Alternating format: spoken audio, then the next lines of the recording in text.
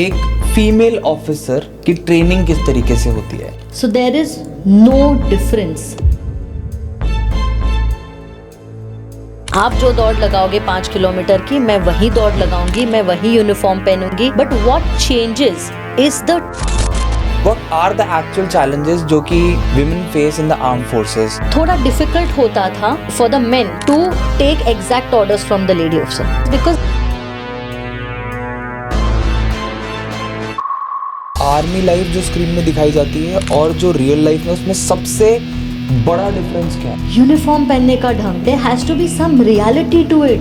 I am so sorry when I saw Border 2, I was so disappointed. आप beret इसको ऊपर नहीं पहन सकते लाइक अ बावर्ची, सॉरी। यूएवी ऑब्जर्वर पायलट का काम क्या होता है? किसी बंदे को हो गया गन शॉट वुंड लग गया पेट में, ऑलमोस्ट उसके इंटेस्टाइन बाहर आ गए। The doctor was almost holding his intestine so that अब भी इवैक्यूएशन मिलेगा, नीचे जाएंगे तो इसलिए इंसान बच पाएगा। पायलट है, उसको वे आउट करना पड़ता है। Have you ever been in a operation where जहाँ पे कुछ एक्शन हुआ? इंटेलिजेंस आई थी दैट पाकिस्तान से एयर अटैक हो सकता है। Everybody was on high alert then. Bunkers खुदे हुए थे, ड्रिल्स हो गई थी एयर अटैक की, anti aircraft guns were deployed. All of a sudden we heard a huge blast. तो हमने ऊपर देखा।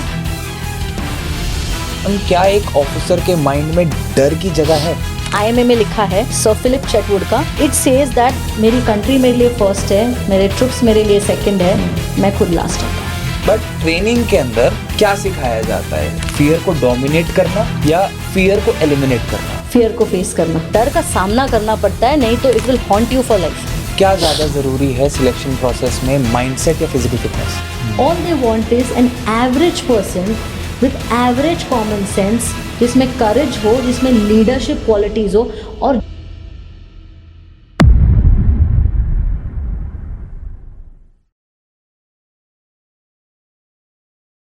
हाय major Prajakta, hello welcome to the Misfit Humans podcast. जी, शुरू से शुरू करते हैं। इंडियन आर्मी मेरे हिसाब से तो सिर्फ वही इंसान ज्वाइन कर सकता है जिसके मन में एक विचार हो, जहाँ पे उस इंसान के अंदर एक पागलपन हो, क्योंकि बिना पागलपन के, बिना जज्बे के, बिना जुनून के तो आर्म फोर्सेस में ज्वाइन करने का ख्याल भी आसानी से इंसान के मन में नहीं आता। तो हमें बताएं कि ये आर्मी ज्वाइन करने का डिसीजन कहाँ से दिमाग में आया? क्या बचपन में ही सोच लिया था कि ये करना है, या फिर later in your life something happened that changed your thought process कि नहीं आर्म फोर्सेस ज्वाइन करने हैं? देखो, तो मैं ना कम्प्लीटली सिविलियन फैमिली से आती हूँ। दो मेरे ग्रेट ग्रैंडफादर थे फौज में during the British time, but उसके बाद ग्रैंडफादर नहीं, फादर नहीं। सो वो फौज का तो it was completely not even in my radar. But ये स्टोरी मैं हमेशा बताती हूँ बिकॉज इस चीज़ की वजह से आज मैं, मुझे लगता है, फौज में हूँ। ये बॉर्डर आई थी, अभी तो बॉर्डर 2 आई है, not up to the mark at all. मैंने पूरा खाली थिएटर में देखा and there is nobody, literally मैं और मेरे हस्बैंड थे सिर्फ।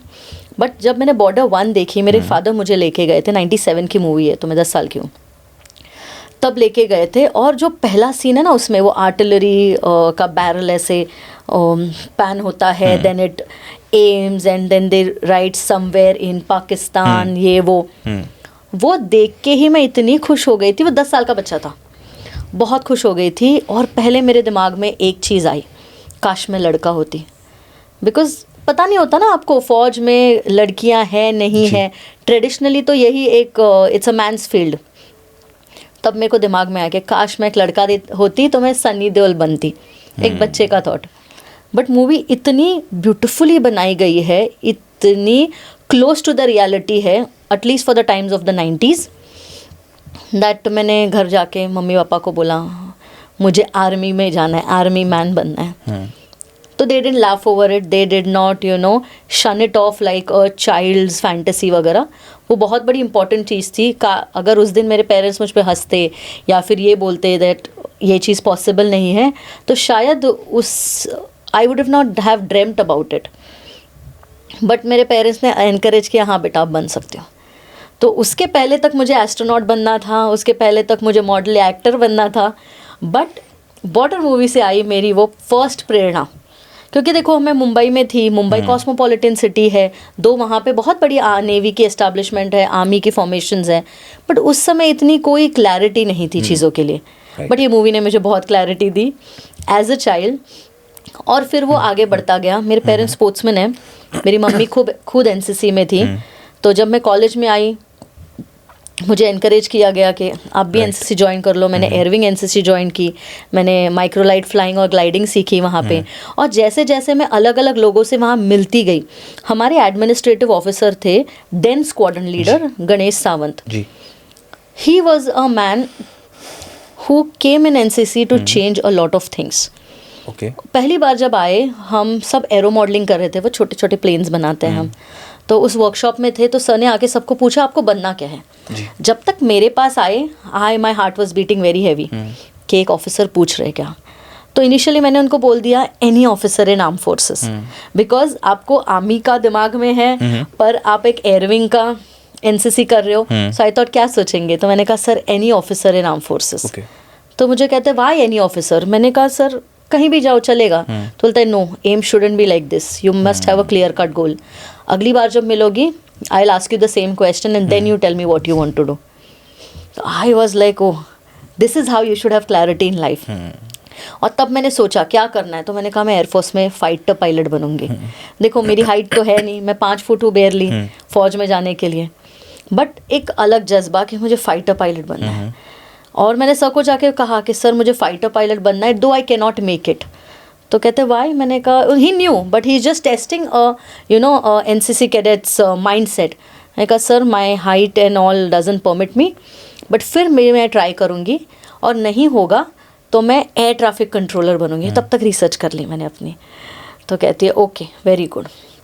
Army was always in my mind, army is uniform charm but my love for aircraft. तो दोनों में डिवाइड थी। फौज में जाना था पक्का था, आर्मी जाना तो पक्का ही है, बट एनसीसी के दौरान मेरा हुआ था कि मुझे एयरफोर्स में भी करना है।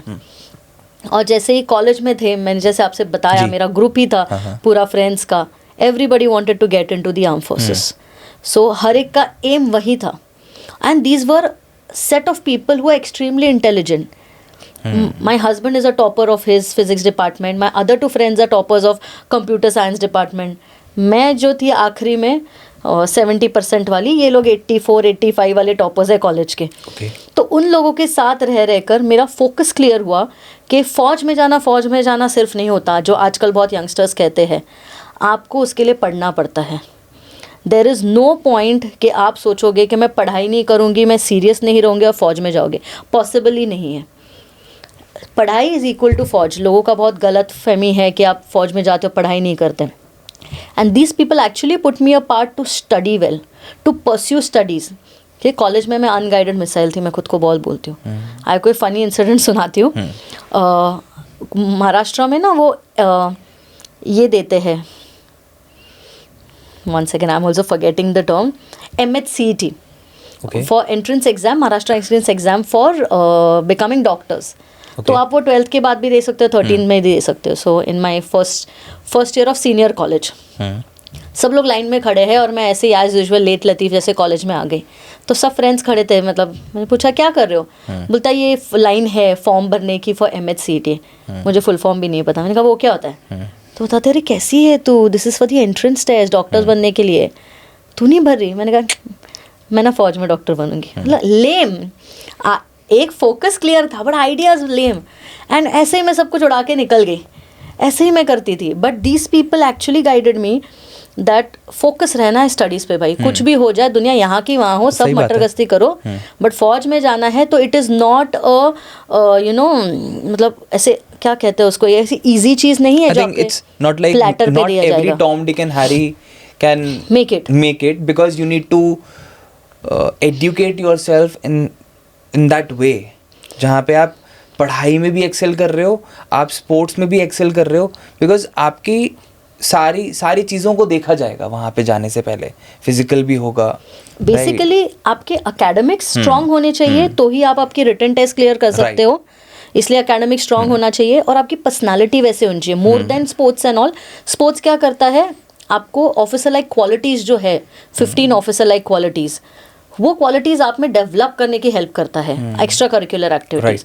सो you should have that kind of a personality which is fit for the arm forces. Arm forces has laid down a clear criteria. ये 15 OLQs है, officer like qualities. If you fit them and if you are a trainable person then they will select you. तो ऐसे लोगों के साथ रह के मेरा फोकस और क्लियर हो गया कि मुझे करना क्या है वो पता था. कैसे करना है, कितना फोकस्ड रहना है. एक्सटर्नल फैक्टर्स भी बहुत थे जिन्होंने मुझे हेल्प किया. And then finally in 2010 I joined OTA in April. जब पहली बार यूनिफॉर्म पहनी या जब ऑफिशियली रियलाइज़ हुआ कि मैं अब इंडियन आर्म फोर्सेस का पार्ट हूँ, कैसा एहसास हुआ? What was the feeling? Was it like a lot of responsibility, a lot of fear, a lot of pressure? क्या फीलिंग थी, क्या जज्बात क्या थे उस समय? तो जब आप अकेडमी में जाते हो तब तो फुल जोश से जाते हो. You are just like a graduate, 20 साल के. तो तब आप जब जाते हो you have no idea what the academy has to offer you. True. You get lot of information from maybe your friends who are in the army or some of your seniors or neighbors, whoever. But academy is altogether different ball game. जो रोजी picture नहीं है जो हम movies में देखते हैं. आपको लिटरली 24 घंटों में से 18 घंटे you are occupied physically, mentally. You are exhausted, you are put to such task. ऐसा प्रेशर आप पे दिया जाता है कि आप ब्रेक भी हो जाओगे बट उसमें से you will come back. Right. Extreme amount of mental and physical pressure you have. And are you able to handle that? Then you will be becoming the best of the best officers. So ये पहली चीज़ होती है जब आप join करते हो. कुछ पता नहीं होता. कॉलेज स्टूडेंट्स फुल जोश में जाते हैं और फिर वहाँ पे जाके लिटरली आपके साइकिल कर करके पूरी अकेडमी आपके पैरों में क्रैम्स आ जाते हैं. You can not do anything about it.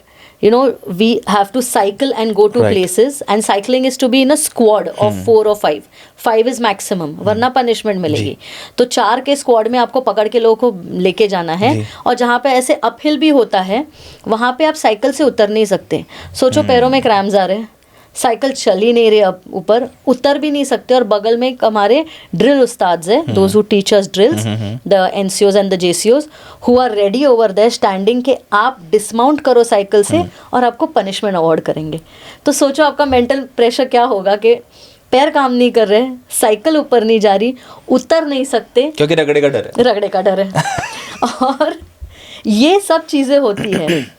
खाने के लिए भी आपको ना you have to eat in a proper dining etiquettes, जो etiquettes होते हैं, fork and spoon. अब रोटी हमने कभी ऐसे लेफ्ट हैंड से रोल करके तो खाई नहीं है घर में, बट वहाँ पे वैसे खानी है. कभी कभी आपको मेस में सिर्फ 2 मिनट दिए जाते हैं खाना कंप्लीट करने के लिए, क्योंकि आप सीनियर्स आके बोलेंगे मेस आउट. तो मेस आउट बोला मतलब within next 30-40 seconds you have to move out. और हाथ से तो आप खा ही नहीं सकते. वैसे ही रोटी को रोल करके खाना है, फिर सब्जी खाना है, दाल खाना है, भागना है. और मैं जैसा इंसान हूँ सच अ फूडी, वो मेरी ट्रेन वहाँ पे अटक जाती थी और मैं फिर शाम को मैं सीनियर के पास जाके रोऊंगी कैसी ज़िंदगी है, रोटी नहीं मिल रही. So initially it will break you to a level कि आप उस लेवल पे पहुँच जाओ कि I am giving up. But आप नहीं करते because you have a clear cut passion for the arm forces. You know after 11 months आपकी पेपिंग होगी तो 2 तारे लगेंगे, आपके नाम के आगे लेफ्टिनेंट लगेगा. वो एक बहुत बड़ी ड्रीम होती है हर डिफेंस एस्पिरेंट की, हर कैडेट की. और वही चीज़ है जो हमें 11 महीने 1 साल की जो ट्रेनिंग है OTA की, वो आपको थ्रू करा देती है. आर्मी में विमेन ऑफिसर्स की ट्रेनिंग किस तरीके से होती है, फिजिकली और मेंटली किस तरीके से ट्रेन किया जाता है, एंड एग्जैक्ट एटमॉस्फेयर कैसा होता है during the time of training? Okay, so there is no difference.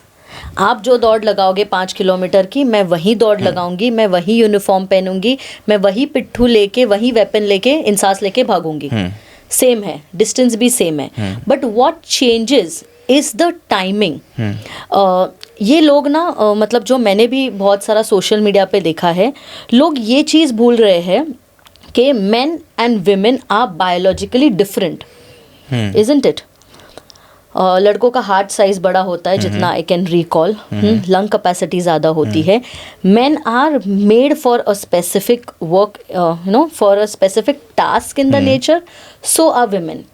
And because biologically they are not the same, वो टेस्ट में भी थोड़ा रिफ्लेक्ट होता है in terms of your timings. Rest everything to do. 40 kilometre का run back है, वो 20 kilo का बैकपैक और 3.5-4 किलो की राइफल लेके वो सभी करेंगे. उसके बाद 5 किलोमीटर की जो BPET की दौड़ होती है वो करेंगे. 25 मीटर स्विमिंग करनी है, 50 मीटर स्विमिंग करनी है, वो सब करेंगे. Each and every test. बस जो लड़के में पुलअप्स लगाते हैं तो लड़कियां हीविंग करती हैं. ओके. और little different kind of this, कि आप वो बार को पकड़ के आप ये खंदा लगाओ. सो जो चीज़ें लड़कियां में भी कर नहीं पाएगी, जैसे पुलअप्स हो गया या सिटअप्स वगैरह सेम होते हैं, रस्सा जो चढ़ना है रोप वो सेम होता है. Right. There is no difference. Plus drill same होती है, PT स्टैंडर्ड सेम है, जस्ट टाइमिंग्स हैव चेंज. पढ़ाई करते हो वो A to Z सेम है, कुछ फ़र्क नहीं है. गेम्स खेलते हो वो हमारे टाइम पे लड़कियों को बॉक्सिंग नहीं था, लड़कियों को जूडो था. I really don't know what was the concept behind it, but जब हमें ना एक फीडबैक फॉर्म दिया था ऐसे ही ना, after before we were getting commission, कि आपको क्या लगता है चेंजेस, तो मैंने सजेस्ट किया था कि लड़कियों को क्यों नहीं बॉक्सिंग, लड़कों की भी बॉक्सिंग होनी चाहिए, लड़कियां. तो वो किस कारण से किया पता नहीं, बट वो डिफरेंस था कि लड़कियां जूडो, लड़के बॉक्सिंग. बट अपना हैंडबॉल हो गया, बास्केटबॉल हो गया, ये सब दोनों जेंडर्स खेलते थे, वो कोई नहीं. बाकी हर एक चीज़, पनिशमेंट वगैरह भी होती है, everything is same. Earlier 6 companies है OTA में, 4 GC कंपनीज है, जेंटलमैन कैडेट्स की और 2 लेडी कैडेट्स की कंपनी. ये बहुत टाइम तक चला, आई थिंक 2019 या 2020 तक, if I am not wrong. Years में थोड़ा गड़बड़ हो सकता है. तब तक लड़कियों की कंपनी अलग, लड़कों की अलग. ट्रेनिंग सेम है. जब जिस टाइम आप क्लासेस जाओगे मैं भी क्लास जाऊंगी, जिस टाइम आप PT कर रहे हो मैं भी PT करूंगी. But company wise this is set format in all academies, कि आप आपके कंपनी, जो आपका ग्रुप होता है, आपकी टीम होती है, उसी के साथ आप ट्रेन करोगे. तो ये कॉन्सेप्ट शायद वो सोशल मीडिया पे पता नहीं है कि लड़कियां अलग ट्रेन करती है, लड़के अलग ट्रेन करते हैं. नाउ कट टू 2019 और 2020, जब इन्होंने सबको एक साथ मर्ज कर दिया. अभी देयर इज नो प्योर लड़कियों की कंपनी लेडी कैडेट्स की या प्योर लड़कों की कंपनी. जितनी भी लड़कियां थी 2 कंपनीज में, उनको इक्वली डिवाइड किया इनटू टोटल 6 कंपनीज. जो अभी 4 थी वो टोटल 6 लड़कों की हो गई, और उसमें लड़कियों को इक्वली डिवाइड किया. Now the training is company wise. लड़कों के ही स्क्वाड में हम ड्रिल करेंगे, उन्हीं के स्क्वाड में BPET के लिए भागेंगे, उन्हीं के साथ रन बैक भागेंगे, सब कुछ उन्हीं के साथ ही होगा. तो ट्रेनिंग कभी अलग अलग नहीं, ट्रेनिंग एक साथ ही होती है company wise. The same concept is there in air force also. Air force में there is no pure lady cadet company, they all are together. And when जब मैं पहले भी आपको जैसे बता रही थी NDA की चीज़, जब NDA ओपन हुआ, बहुत लोगों के एप्रीहेंशंस थे कि लड़कियों को क्यों इस चीज़ में लाया गया, विच इज कन्वेंशनली लड़कों के लिए था. But you have to start somewhere ना. आई ऑलवेज फील आपको अपॉर्चुनिटी देने की ज़रूरत है. आपको किसी ने स्टैंडर्ड सेट कम करने के लिए नहीं बोले. One thing I strongly believe, ये मेरा पर्सनल ओपिनियन है, some people may not resonate with it, that biologically men and women are different. Just एक random example, me and my husband are of the same age. हाँ, hardly हमारे में कोई months का gap है. क्या उसकी ताकत और मेरी ताकत में सिमिलैरिटी है? No. He is much stronger. If I can pick up 20 kilo, maybe he can pick up 40. Right. Because that's a biological make. So there's certain things he'll be better at doing, and I may not be better. Yes, I can improve myself. So if there are 100 girls, maybe 10 are that good enough that they can beat him. Beat him in the sense in any task or any test. Whereas maybe 90 may not be.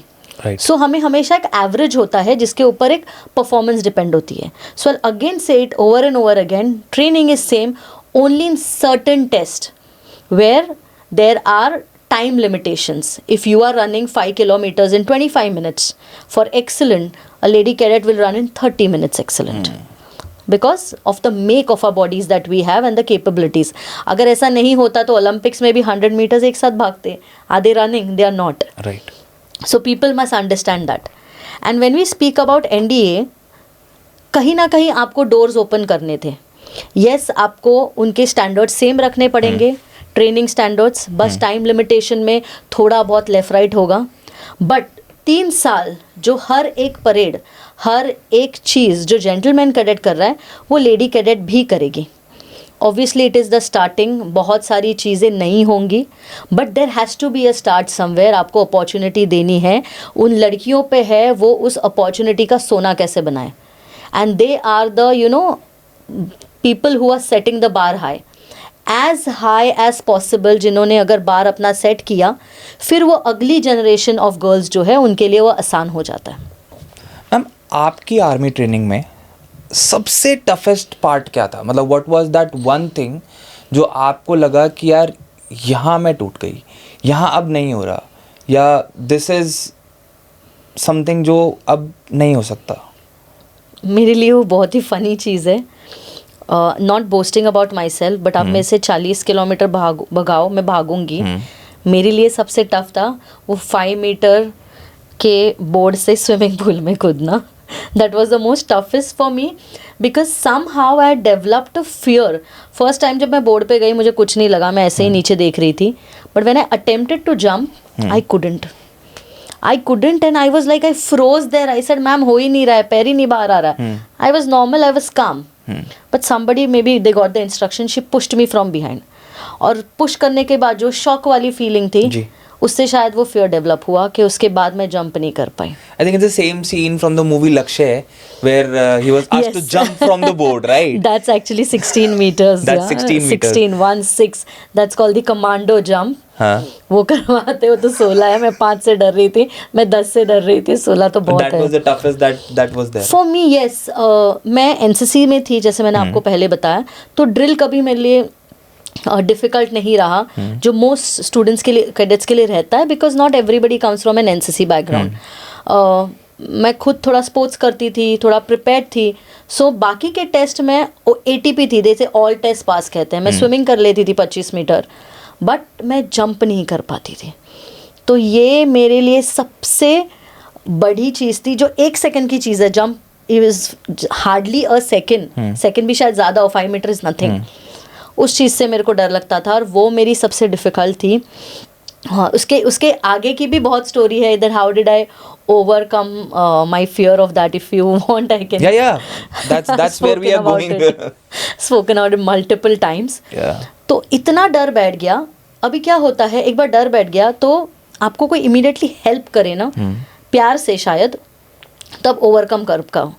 Army ऐसी जगह नहीं है, मैं honestly कहती हूँ, डरपोकों के लिए army नहीं है जी. और उस टाइम तो मुझे टैग ही कर दिया था कि आप डरपोक हो, तो मुझे बुरा लगता था. फिर लोग कहते थे कि आप ऑल टेस्ट पास हो, इतना अच्छा कर रहे हो, टॉप 3 हो लड़कियों में, फिर भी आप नहीं कर पा रहे हो. मतलब everything tick tick tick, swimming also tick, but ये चीज़ नहीं हो रही. 10 बार 15 बार मुझे 3 मीटर से धक्का दिया, 5 मीटर से धक्का दिया, तो वो जो फियर जा सकता था वो बैठ गया. अब आखिरी में मैंने लेफ़्ट राइट करके कुछ जंप मारी दी, बैठ के खड़े रह के. I jumped till my hands could hurt, my stomach could hurt. I jumped. But एक चीज़ थी कि लोगों ने मुझे टैग करना स्टार्ट किया कि डरपोक है. टिल वन एक्सटेंड एक सर ने मुझे कहा कि क्या ऑप्ट किया देसाई? ऑप्ट मतलब कौन सी आर्म सेलेक्ट की? मैंने कहा sir army aviation. Army aviation tower 3rd floor पे होता है, 3rd फ्लोर पे चढ़ पाएगी इतना डरती है तो? And maybe he just said that way, but it stayed with me. See, today I'll be completing 16 total years of my journey with the army, including my training. Right. In March. 16 साल. But ये चीज़ मेरे दिमाग में अभी तक fixed है कि किसी ने मुझे कहा कि ATC टावर में भी चढ़ पाओगी क्या, कि वहाँ भी डर जाओगी अगर 5 मीटर से डर लगता है. तो बहुत लोग थे जिन्होंने बहुत बड़ा बुरा कहा. आई think that's part and parcel. I don't hold any grudges. वो ट्रेनिंग पीरियड में होता है, बिकॉज मेरे वजह से लोगों को पनिशमेंट मिलती थी. लोग स्विमिंग पूल में, to all my coursemates, they have been so supportive. पूरे स्विमिंग पूल में लोग रोल करते थे, प्राजक्ता देसाई रोती थी 5 मीटर के ऊपर बैठ के. ये हाल थे मेरे. तो सपोर्ट भी बहुत मिला. मेरे DSS से इतना सपोर्ट था. पर्सनली आते थे आफ्टरनून में, Prajakta you have to go and jump, ये होने वाला है, वो होने वाला है, we want you to jump, we don't want you to get relegated, because this is one test which shows your courage. कि आप अगर कूद नहीं पाओगे मतलब आप डरपोक हो, डरपोकों के लिए आर्मी नहीं है, जैसे मैंने आपको पहले बताया। बहुत सपोर्ट करते थे, till one officer of the rank of brigadier also, I am still in touch with sir. He came once on the swimming pool board and he reminded me, Prajakta अपने घर का सोचो। मेरे कंपनी कमांडर्स ने मेरे best friend से मेरी बात कराई, मेरे बॉयफ्रेंड से मेरी बात कराई, मतलब इतने उन्होंने एफर्ट डाले। प्रॉबली मैं ऐसी कैडेट थी कि they never wanted one cadet to lose 6 months only because the cadet can not jump, a very basic thing. 5 metre छोटी सी थी यार, आग बंद करके कूद गए, कोई जज नहीं करता था, मतलब बट इतना हवा बन गया कि मैं डरपोक हूँ। अब जब मेन डे आया और ना उस समय मैं हमेशा रोती थी, ट्रस्ट मी, मतलब today I am not I don't feel embarrassed to speak about it because yes that is something what I overcome.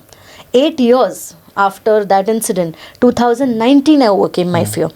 तो अभी मैं बिना शर्म के बोल सकती हूँ, मैं बाथरूम में जाके रोती थी टॉयलेट के कमोड पे, सोच के कि क्या होगा मेरे साथ। और जैसे ही टाइम टेबल में नज़र आता था स्विमिंग, ओ माय गॉड, मेरे हाथ पैर कांपने लगते थे क्योंकि लोग स्विम कर रहे हैं, मुझे खड़ा किया जाता था 5 मीटर पे कि तुम कूदो, जब तक कूदती नहीं हो नीचे मत आओ। तो इतना गंदा प्रेशर माउंट हुआ था। तो मैं बहुत डिफ़िकल्टी से आई हूँ यहाँ पे। मेरा कोई चाइल्डहुड इतना रोज़ी नहीं रहा, फाइनेंशियल बर्डन्स थे, लिमिटेशंस थे। तो मैं जहाँ स्टडी टेबल था हमारा, वहाँ पे मैंने ना एक लिख के रखा था 15 years और 15 seconds ऑफ योर लाइफ। तो मेरी एक कोर्समेट है दीपशिखा, उन्होंने मुझे पूछा प्राजक्ता ये क्या लिखा है, देसाई बोलते हैं मुझे, देसाई ये क्या लिखा है आपने।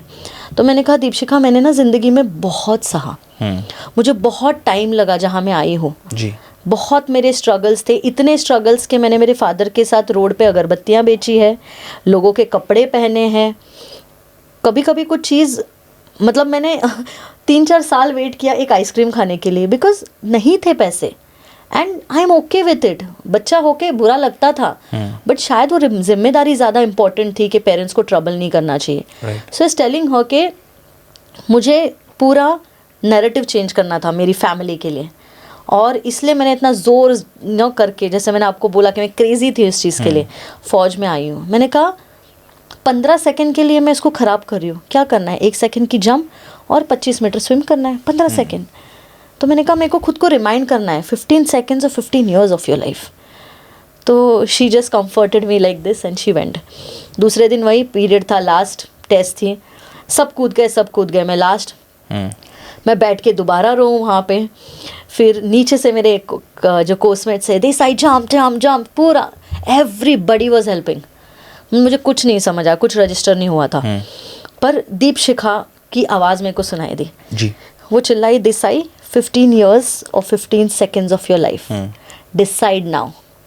मेरे आँखों में ना, मेरे को अभी भी वो याद है, इतना ड्रामेटिक था, मेरे आँखों से आंसू आ रहे हैं। मैं उसको देख के सिर्फ ऐसे नॉड किया, आंखें बंद की, भगवान का नाम लिया, मैं स्वामी समर्थ में बिलीव करती, मैंने आपको बताया। जस्ट मैंने मन में बोला स्वामी, और मैं कूद गई, पेट के बल कूद गई, लगा वगैरह।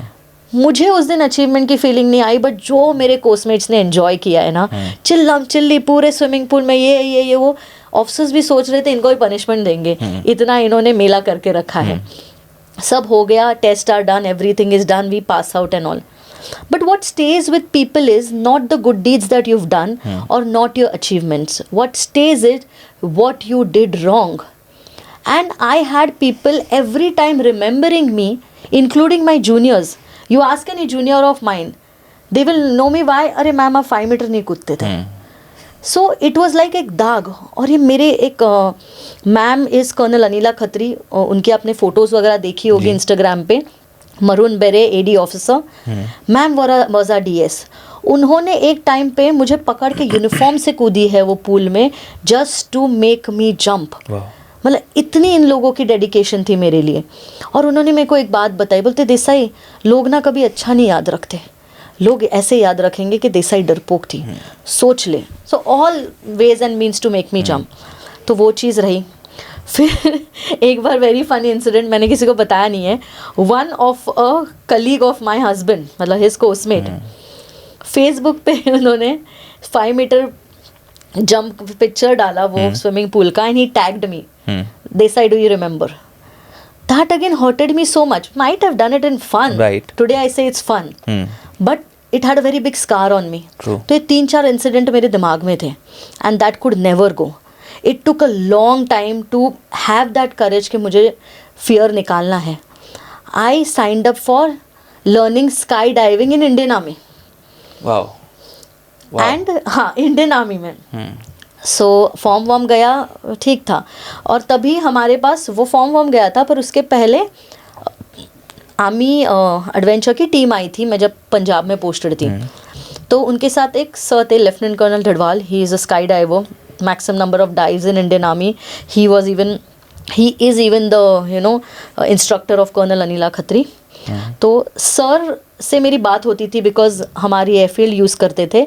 तो मैंने कभी किसी को बताया नहीं मैं 5 मीटर जंप फेलियर हूँ. बुरा लगता है, मतलब इज्जत पे बात आ जाती है. तो मैं ऐसे ही सर से बात करती थी, just trying to get over my fear.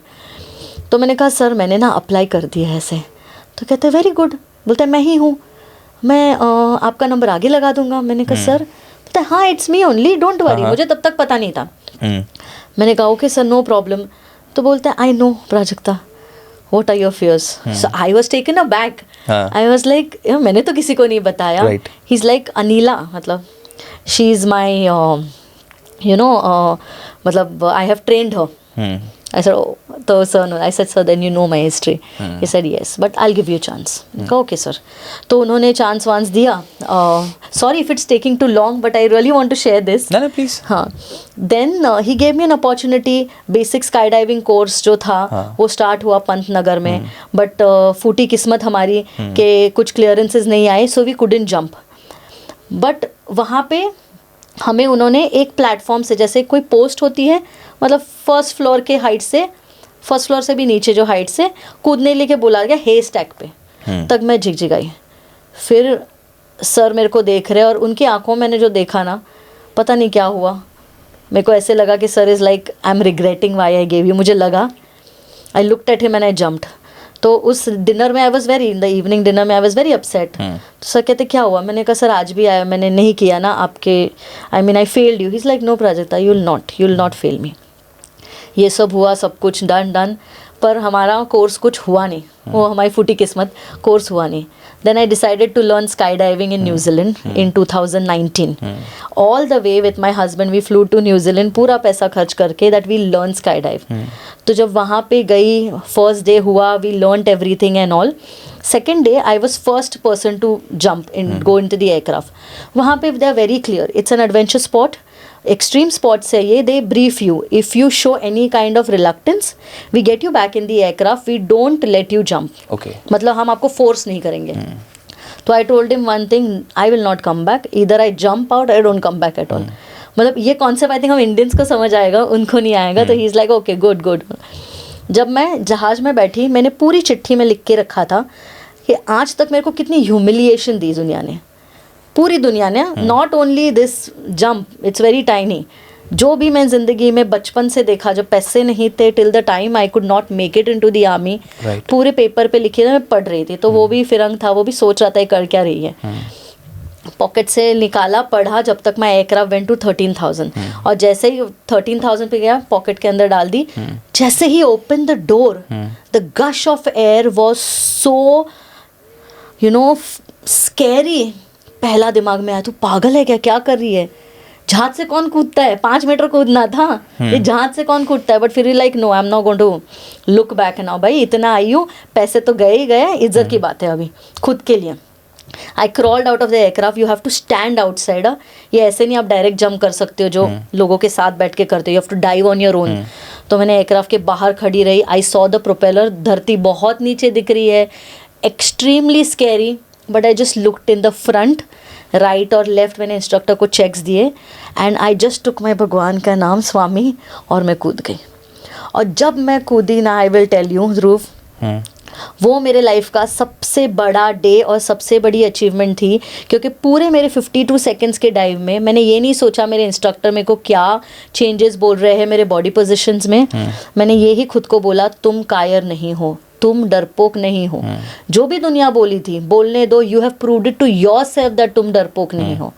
And जैसे ही पैराशूट खुला, your instructors just go away from you. Then you come on your own. तो पूरे 6,000 से ग्राउंड आने तक मैं चिल्लाई हूँ, मैं रोई हूँ, मैं हंसी हूँ, और ख़ुद को मैंने लिटरली पैट किया है कि अगर एक इंसान सोचे ना क्या करना है तो कुछ भी हासिल कर सकेगा। Wow. And when I went down, my husband was there to receive me. 2 people I gave a call. First to my mother and my instructor. India में आई रिमेंबर 7:30 हुए थे अर्ली मॉर्निंग, 17 जनवरी 2019। मैं सर को कहा sir जिस भी हालत में उठो बात करो। मैंने कहा सर आई हैव जम्प्ड। और फिर मैंने सर को पूछा कि सर आपने मुझे क्यों चांस दिया, ऐसी लड़की जो 5 मीटर नहीं कूद पाती उसको आपने क्यों चांस दिया, you could have given it to somebody else and saved a seat. So he's like Prajakta तुम्हारे में ना एक अलग काइंड ऑफ ब्रेवरी है जो हर में नहीं होती, that you don't give up. मतलब ब्रेवरी इज नॉट ओनली कि मेरे में इतनी हिम्मत है कि मैं किसी चीज़ को फेस कर सकूं, तुम्हारे में एक अलग टाइप की ब्रेवरी है कि जो आपको एक आपके लिए ऑब्स्टिकल आ रहा है आप उसको भी पार कर लेते हो। इज लाइक मैंने आप में वो देखा and that is the reason I give you that chance, and probably उनके चांस के वजह से I could take a leap, go to New Zealand and overcome my fear. I think वो पागलपन, वो जज्बा, वो जुनून जिससे हमने आज की कन्वर्सेशन स्टार्ट करी थी, उसके बिना नहीं हो सकता। वो होना बहुत ज़रूरी है। मुश्किलें हर इंसान की ज़िंदगी में आती है, तकलीफ़ें हर इंसान की ज़िंदगी में आती है। कभी कभी वो मौके भी होते हैं जिनको हम मिस कर देते हैं लाइफ में, right, but that does not make you a loser. True right. आपको अगर आपके अंदर वो है, वो किक है, वो पागलपन है, तो आप लड़ते रहते हो जब तक आप उसको पा ना लो। ट्रेनिंग के अंदर पनिशमेंट्स ना हो और पनिशमेंट्स की बात ना हो ड्यूरिंग योर ट्रेनिंग, ऐसा तो हो नहीं सकता। What was your favourite punishment? And again वही बात आती है कि क्या आदमियों में और औरतों में कुछ डिफरेंशिएशन किया जाता है when it comes to punishments too? मैं आपको 2 तरीकों से समझाऊंगी। एक है ऑफिशियल पनिशमेंट है, एक अनऑफिशियल पनिशमेंट। ऑफिशियल मैंने 25 रिस्ट्रिक्शन खाई है। अब रिस्ट्रिक्शन मतलब आपको दोपहर की दौड़ लगानी है 3 किलोमीटर बैकपैक लेके, वेपन लेके। मैं 17 मिनट में भागती थी। आई रियली डोंट नो अभी टाइम लिमिट्स क्या थे। उसके अलावा सुबह आपको प्रॉपर आपका यूनिफॉर्म ऑलिव ग्रीन पहन के जाना है, रिपोर्ट करना है। जब पूरी दुनिया अपना रेडी हो रही है उसके पहले आपको जाके रिपोर्ट करना है। अगर वहाँ पे आपका बटन में भी अगर कोई धागा निकल जाए ना तो आपको पूरी डे की पनिशमेंट मार्क नहीं होती, बट आपको पूरा दिन कंटिन्यू करना है। मतलब समझ रहे हो प्रेशर? मतलब मैं फेल हूँ, पहले ही आपने मेरे को ड्रेस में फेल कर दिया है, बट आप दोपहर को आओगे 3 किलोमीटर भागोगे धूप में, फिर रात को how much I am able to recollect, रात को कॉम्बैट्स पहन के जाओगे। जब लोग 10 बजे सोने जा रहे हैं, कोई सोता तो है नहीं, और आप एक एडिशनल बगरी ले रहे हो, 20 किलो का बैकपैक और लेके वहाँ पे रिपोर्ट कर रहे हो, और पूरे आपके बैग के कंटेंट्स चेक किए जाएंगे। अगर उसमें सुई भी मिसिंग है ना तो भले ही आप 15-17 मिनट में आ गए हो 3 किलोमीटर दौड़ के, दोबारा पनिशमेंट कैंसिल, तुमने जो भी कर लिया सब कुछ वापस, इट्स बैक टू पेविलियन। तो ऐसे 25 रिस्ट्रिक्शन थी मेरी टोटल। 14 21 थी, वो फेल पास होके टोटल मैंने 25 भागी है। कभी कुछ नहीं हुआ, कभी 17 मिनट में आई नहीं वगैरह। 25 ये हो गई ऑफिशियल पनिशमेंट। वो सबको सेम है, लड़की हो या लड़का हो। राइट। अब आते हैं अनऑफिशियल पनिशमेंट पे। अनऑफिशियल पनिशमेंट भी ऑलमोस्ट सेम होती है। जैसे हम जब हमारी कंपनी क्रॉस कंट्री हार गई थी। अब देखो 2 कंपनी है लड़कियों की, एक जीतेगी तो एक हारेगी। हाँ, बट हम हार गए थे। तो 9 किलोमीटर की दौड़ के बाद बॉडी आपकी वार्म में ना स्ट्रेचिंग करके लूजन अप हो जाती है।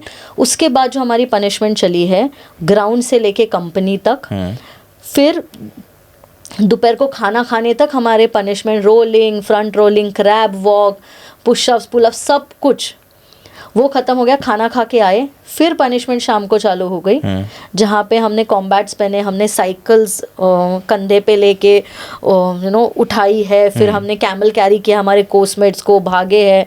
और उसके बाद हमारे कंपनी कमांडर को लगा शायद ये कम पड़ गया मेरी लड़कियों के लिए।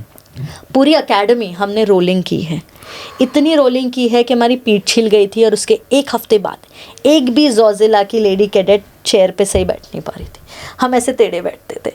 और फिर जो हमारे जीसी से बोलते हैं बेचारी लड़कियां यार, इतना उनको रॉजर किया जाता है, इतना रगड़ा मिलता है। तो रगड़ा सेम है मे बी लड़कों को, और मारते भी है जो बेसिक छोटा मोटा है। तो मे बी वो लेवल आप कितना ले सकते हो एज अ कंपनी कमांडर, आपको पता है कि मेरी कैडेट्स लड़कियां कितना ले सकती है, वैसे ही दिया जाता है, बट सेम लेवल होता है। कभी कभी हमारे टाइम पे हम लड़कियां बहुत एवरी टाइम पनिशमेंट्स में रहती थी, तो there is no differentiation. Basically I want to tell everyone here, punishment is not to break your will, right, it's to make you stronger, because आप फौजी बनने वाले हो। कल जाके आप कोई भी सिचुएशन में हंस हंस से उसको फेस कर सकते हो। हाँ हाँ, कि चलो क्या ही है, ये निकाल सकते हो। इतना आपको टफ बना दे, आपको पहले तो तोड़ते हैं, इतना तोड़ते हैं कि आप एक पॉइंट पे बोल दोगे कि मुझसे नहीं होता, और उससे आपको मोल्ड कर सकते हो। You are like a clay. ऐसे खराब शेप में आते हैं हम सब, जैसे भी अपने अपने शेप्स हो, जहाँ जहाँ भी स्टार्ट आउट सोसाइटी से आते हो, फिर हमको एक प्रॉपर मोल्ड में बनाया जाता है। और वो कहते हैं ना, मतलब डायमंड जो है उसको बहुत तराश के, हाँ कोयले को तराश के उससे डायमंड बनता है। मैं Hindi is bad in that, तो वैसे करता है। तो it's all for making you physically and mentally tough, and it is not for क्या कहते हैं उसको, रैगिंग वगैरह कहते हैं, पूछते हैं लोग रैगिंग नहीं, रैगिंग नहीं है, ये आपको टफ बनाने के लिए। What was your favourite punishment? होती है सबकी, पता है फेवरेट होती है, क्योंकि मेरे को ना बहुत सारे ऑफिसर्स ने ये बात बोली, यार फेवरेट तो यार क्या ही होता है, बट हाँ मुझे ये पनिशमेंट करने में बड़ा मजा आता था। हाँ। तो इतनी कर ली, मुझे लगा कि यार रोलिंग मुझे रोलिंग ठीक है, कहीं भी कराओ, दिस आई रोल, ठीक है रोल, ठीक है रोल। तो और हमारी मैम हमको स्पाइडरमैन बनाती थी। अच्छा। खत्री मैम ही। हाँ। मतलब जो हमारी विंडो होती है ना, तो लेग फंसाने पीछे से, हाथ फंसाने ना, body comes like this form. अगर आप क्लासरूम में सो तो आप स्पाइडरमैन बनोगे। खिड़की में लटक के ऐसे ऐसे, I am not even able to demonstrate and show, हाथ पीछे से, हाँ। और पैर का मेरा एंकल मैंने ऐसे फंसाया। हाँ। तो मेरी खिड़की बॉडी खुली हुई है, हाँ। और आप खुली खिड़की में आप बाहर हो, और आपके पैर और हाथ अंदर हैं। कहाँ? आप क्लासरूम के तरफ हो। अच्छा, आप क्लासरूम की तरफ हो, और आपके पैर और हाथ जो है बाहर है, और मतलब आपको उसमें, हाँ रेलिंग में। और वो सबसे बेस्ट रहती थी मेरे को कभी कभी, क्योंकि अगर मैम नहीं देख रही हो तो मैं किसी को चिढ़ा दूंगी, ऐसे ना फन करूंगी, तो that was fine, I could take it. Wow, मतलब और भी एक Maharaja, I don't know whether people have spoken about it. a few people have spoken about it। Maharaja में क्या होता है? तो हेड आपका, आप ग्राउंड पे लगाओगे, आपके पैर है, जैसे हम पुशअप पोजीशन या वो योगा की पोजीशन ना, माउंटेन वाली, तो आप हाथ लगाते हो, पैर लगाते हो, यहाँ पे हाथ की जगह पे सिर लगाओगे, पैर हाथ पीछे ऐसे, तो पूरा प्रेशर आपके यहाँ पे आ जाता है।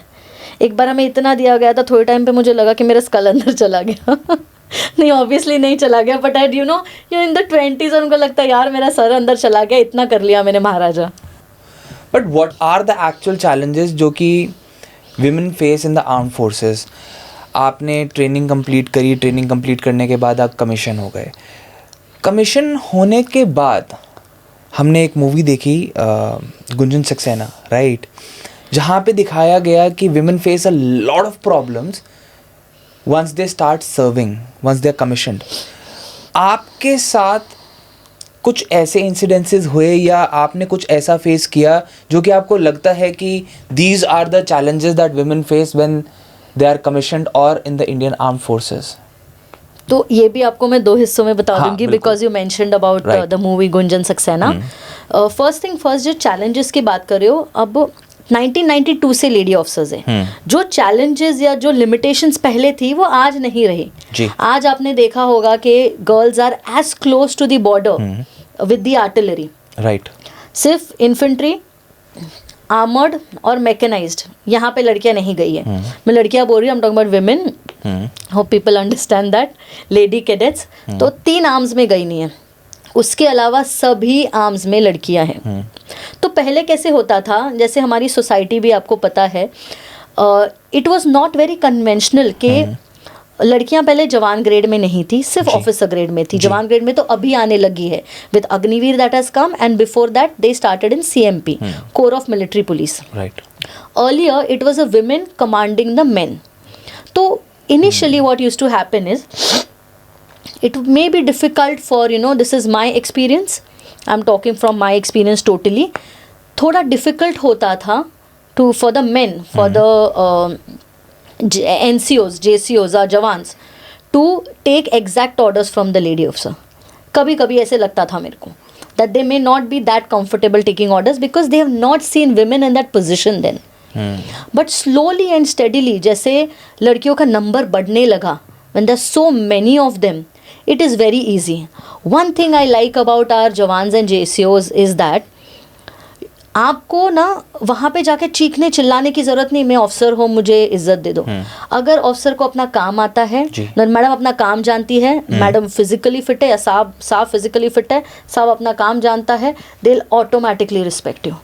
आपको उस चीज़ के पीछे भागने की ज़रूरत नहीं है।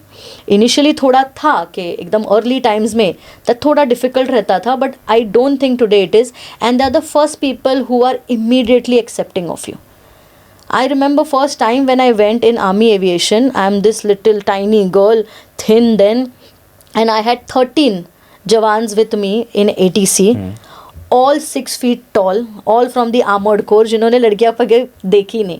They came down ERE as a extra regimental employment में, वो आ गए हैं Army Aviation में, when Army Aviation में initially started। तो initially also they thought कि कौन आए हैं साहब, और स्लोली इनिशियल मुझे लगता था उनके बॉडी लैंग्वेज के कि शायद मेरे not be comfortable, but slowly and steadily when they know कि मैडम को अपना पूरा काम आता है, she is completely trained on ATC, I use to sit and teach them when it came to some helicopter का air situations, how to handle it. I use to take their classes, sit with them and have a cup of tea. When you do all these things, they realize that she is not less of an officer. So वो challenge जो पहले थी कि how to make your rapport with your men, वो फिर बाद में बहुत आसान हो गया। आपको आपका काम आना चाहिए, that's it, और आप फिजिकली फिट होने चाहिए, आप फौज में हो, तो ऑटोमेटिकली हर चीज़ लाइन में लग जाती है। अगर 2026 में कोई लड़की ये सपना देख रही है कि मुझे इंडियन आर्म फोर्सेस को ज्वाइन करना है, what are the 3 hard truths about the arm forces जो कि उसको पहले से पता होने चाहिए beforehand? First thing first, it's a very tough organization. Now what I mean by that, I'll just give you an example. We spoke about the movie Gunjan Saxena. I really did not like it because I was in Army Aviation. They actually spoke about Gunjan ma'am when she had joined the flying branch. But the things that they have shown, creative liberty होती है एक चीज़, but ये excessive liberty लेके ये दिखाना कि officer mess में ऐसे गलत गाने चलते हैं, चोली के पीछे क्या है, जो कभी नहीं होता। There is a decorum which is maintained in the messes.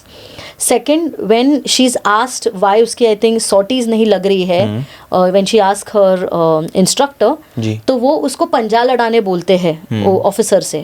वो चीज़ ऐसे कभी नहीं होती। आप हर एक का रोस्टर लगता है, हर एक फ्लाइंग जाता है, you are the officer is responsible for the junior officers कि इनके कितने फ्लाइंग के घंटे हुए या नहीं हुए। ऐसा कोई नहीं करता कि आपको पंजाने लड़ाने बोलता है। और थर्ड थिंग, जब उनको चेंज करना होता है तो nobody offers her place in the crew room to change or washroom to change. I was in Army Aviation. We were in the initial batches. We were very less of us. There were only men as pilots, as engineers, as the Jawans or troops. I was the alone girl there. मेरी भी बहुत सारी requirements होती है, women की होती है in certain days of her month. But not once did I face a problem. For 10 years of my service, for 8 years I didn't have a separate washroom. I didn't have it. See, I can always request. थोड़ी ना दूसरे दिन washroom बनेगा, है ना? वहाँ भी limitations है हर चीज़ की. All you need is just a will to, get your work done. I have always requested my male counterparts जो थे, आप जा रहे हो to just make a check. I said I am using. बस आपको वो लैच लगानी है. Nobody comes. And they also understand your requirement. Camps में भी they have been so helpful to me. जितने भी हमने हमारे जो एनुअल ट्रेनिंग कैंप्स होते हैं, हमें टेंट्स लगाने पड़ते हैं. Not once did I face a problem. Yes, you have to. देखो, आपके लिए सिस्टम नहीं बदलेगा, आपको उसके साथ एडजस्ट करना होगा जब तक आपके वे में ना चला जाए. I use to always tell I require some help, या मैं अभी वॉशरूम जा रही हूँ, प्लीज़ आप कोई नहीं आना. उसमें शर्म की क्या बात है? और I use to use it. In fact, in my last posting, I was like, thankful enough that मुझे एक वॉशरूम मिल गया. Thankfully, वो ऑफिस खाली था एक सीनियर ऑफिसर का, and he offered to me that मैं आपके साथ स्वैप कर लेता हूँ, you can start using it. So just एक विल वाली बात है. और यही चीज़ हर लड़कियों को दिमाग में लेनी चाहिए। ये ऑर्गेनाइजेशन टफ है, यस ऑर्गेनाइजेशन के थोड़े लिमिटेशंस होते हैं when it is so much heavy with one gender, और हमारा रेशियो वैसा कम है, बहुत आगे बढ़ रहा है बट कम है, तो उसके लिए आपको एडजस्ट होना पड़ेगा। सेकेंड थिंग, एक मेंटल बैरियर निकालना है कि मैं एक लड़की हूँ। जब आप वो मेंटल बैरियर ही निकाल दोगे तो ही आप आगे बढ़ पाओगे। ये आप एक ऑफिसर हो, वो जवान जो आपको सल्यूट कर रहे हैं वो ये नहीं देख रहे आप लड़की हो या लड़का हो, वो यूनिफॉर्म देखते हो, रैंक्स देखते हो, वो साहब देखते हैं, साहब को आपका काम आता है। इनफैक्ट आर्मी में एड्रेस भी करते हैं लेडी या जेंटलमैन ऑफिसर को एज साहब ओनली, मैडम सर ऐसे नहीं करते वो लोग, इट इज़ साहब। साहब क्या करते हो कि साहब इसका क्या करना है, साहब उसका क्या करना है, for that matter even our cooks will ask साहब क्या खाओगे, तो इट इज़ ऑलवेज साहब। And the third important thing is, though the progress is there, it has been slow. जी. As of now, जो हमारे पास अपॉर्चुनिटी है, seek that. एनडीए में सीट्स कम है मैम, या सीडीएस में सीट्स कम होती है, या फिर ये आर्म में सीट्स कम है तो हम can we do anything to change the policy? We can put a representation, policy will change, but as of now what is there in your hands, and it is applicable even to the gentleman defence aspirants. आपके हाथ में अभी क्या है? Even for that matter जन अग्निवीर की scheme आई थी, some people liked it, some people not liked it. No, I was also not too much in favor of it, but am I the policy maker? No. If I want to join the armed forces as of now in the Jawan cadre, I cannot change what the enrollment process is. मुझे वही करना है जैसे महिलाओं ने किया। महिलाओं को पहले तो 5 साल ही थे, फिर भी आई ना, 5 साल सर्विस किया, फिर 10 साल हो गया, फिर भी आई, फिर 2020 में बोल दिया कि आप परमानेंट कर सकते हो, फिर उसके बाद कमांड मिली, almost 110 lady officers if I am not wrong ma'ams are commanding, तो हो गई चीज़ें। As of now you can not fight the whites and sit at home and say ऐसा है इसलिए मैं नहीं जा सकती, या ऐसा है इसलिए ये चीज़ चेंज होनी चाहिए। पॉलिसी अपने टाइम से चेंज होगी, आप पॉलिसी मेकर नहीं हो। जो आपके पास अपॉर्चुनिटी है उसका लाभ उठाओ, अगर आपने उसको छोड़ दिया तो आपकी एज भी चली जाएगी और आपके एस्पिरेशंस भी मर जाएंगे। कहीं ना कहीं what you said that movies में जो दिखाया जाता है वो रियल लाइफ में ऐसा बिल्कुल भी नहीं होता। No.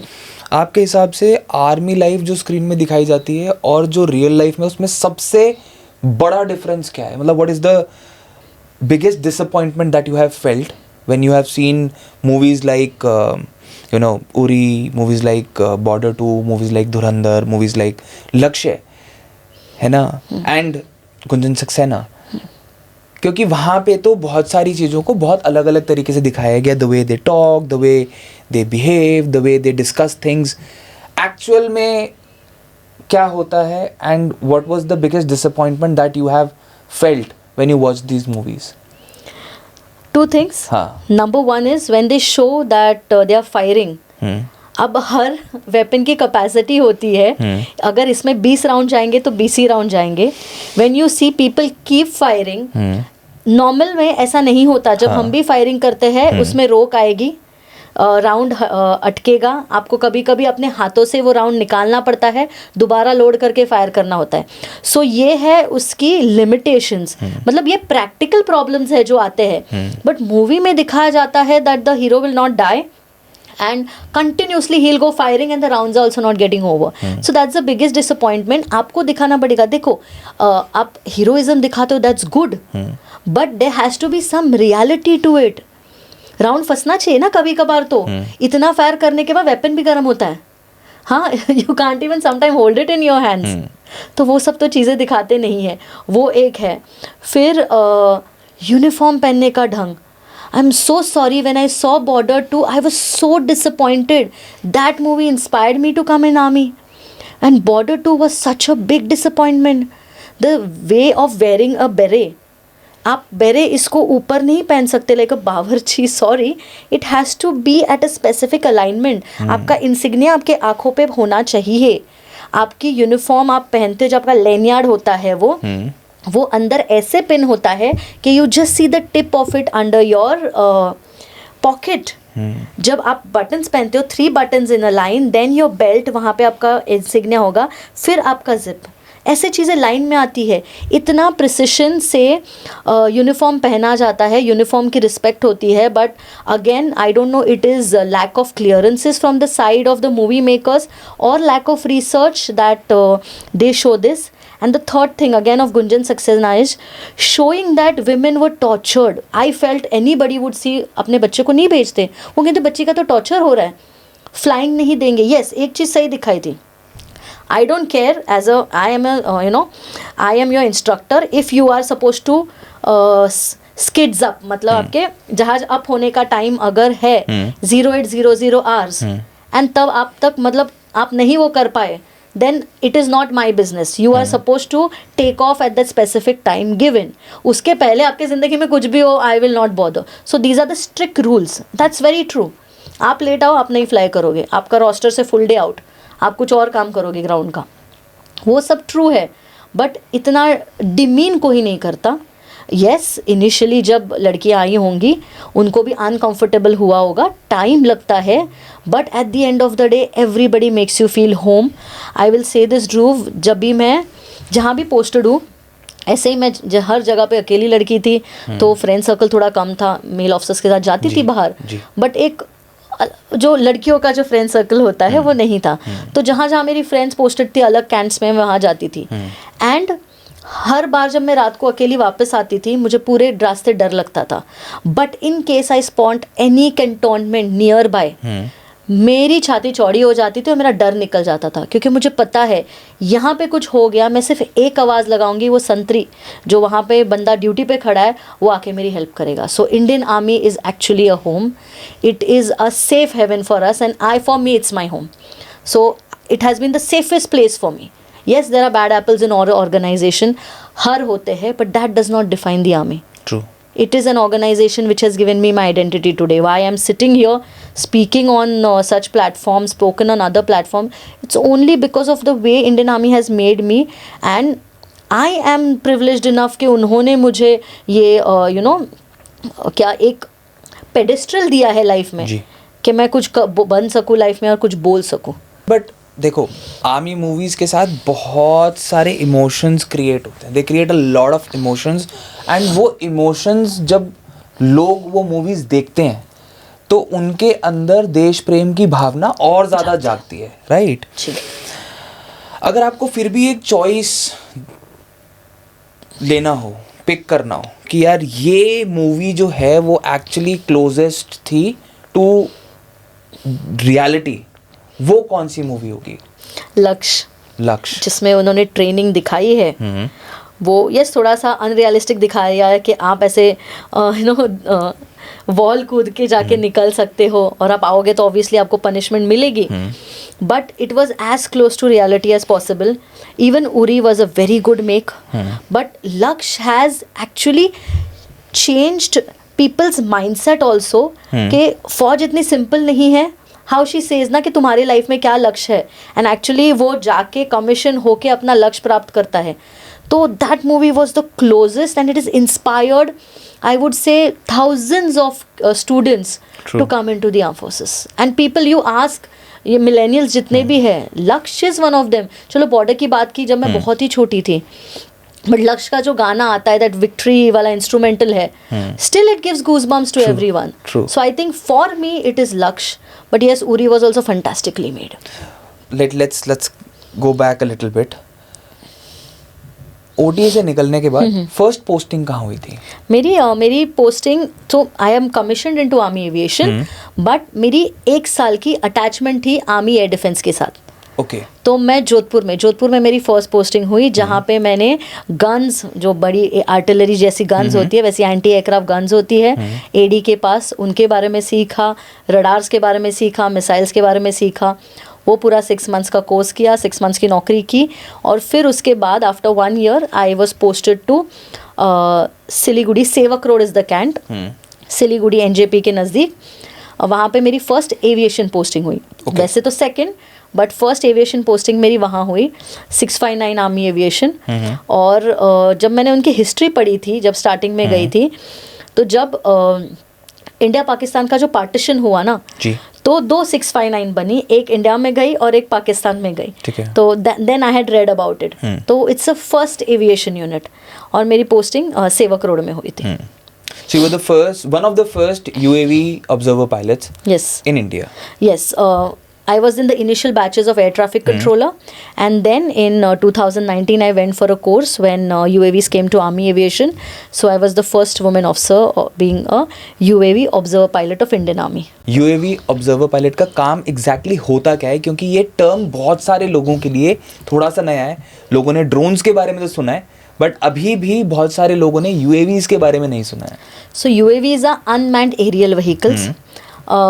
Drones are small ones जो हम हाथ में उठाते हैं, ऐसे होते हैं क्वाडकॉप्टर्स। 4 यहाँ पे थोड़े छोटे छोटे फैंस होंगे, दे आर क्वाडकॉप्टर्स। छोटे से बड़े भी आते हैं, some are carrying camera, some are even capable of carrying load, right, है वैसे drones. But UAVs are unmanned aerial vehicle. It is as big as any 2-seater aircraft. Okay. उसका खुद का ब्रेन है, खुद के एवियोनिक्स है, उसके फ्यूल सिस्टम है, अंदर पूरे उसके इंस्ट्रूमेंट्स है, और उसका जो कंट्रोलिंग है वो नीचे एक कंट्रोल सेंटर से किया जाता है। ओके, जैसे हम फॉरेन मूवीज में देखते हैं, हॉलीवुड मूवीज में देखते हैं, दैट एक वैन है जहाँ पे अंदर 2-3 लोग बैठे हुए हैं और वो छोटे छोटे प्लेन्स मैनेज कर रहे हैं, and they are bombing on places and eliminating the targets. So it is unfortunately not small. This aircraft requires a run up. Yes, vertical वगैरह टेकऑफ्स वगैरह होते हैं, शॉर्ट टेकऑफ्स वगैरह होते हैं, but this aircraft requires a proper run up on a runway and then it takes off. Proper जहाँ जाइए, बस इसमें एक इंसान मिसिंग है। Exactly कितना बड़ा होता है एक UAV? So it's again a proper kind of a aircraft which requires a proper run up. Okay. तो अगर आप देखा जाए तो 5 से 6 मीटर तक उसकी लेंथ होती है। Okay. Wing span around 4 to 5 metres चला जाता है, और उसका कैपेसिटी भी, कैरिंग कैपेसिटी ऑलमोस्ट 80 to 100 रफली kgs it can carry as a payload. Okay. हाँ, इतना बड़ा होता है। So it's not just like a drone जो इमीडिएटली, जैसे हमने सिंदूर के टाइम पे देखे स्वॉर्म्स ऑफ ड्रोन जो coming, it was not that, जो 10-15 मिनट या आधा घंटा चल के, ये चल भी 10 से 12 घंटे चल सकते हैं, इतनी एंड्योरेंस होती है। ओके। हाँ, there are medium altitude long endurance, then high altitude long endurance, ऐसे क्लासिफिकेशन होते हैं UAVs के। और जैसे लोगों को लगता है ड्रोन्स मतलब किसी ने भी उड़ा लिया, वैसे नहीं है।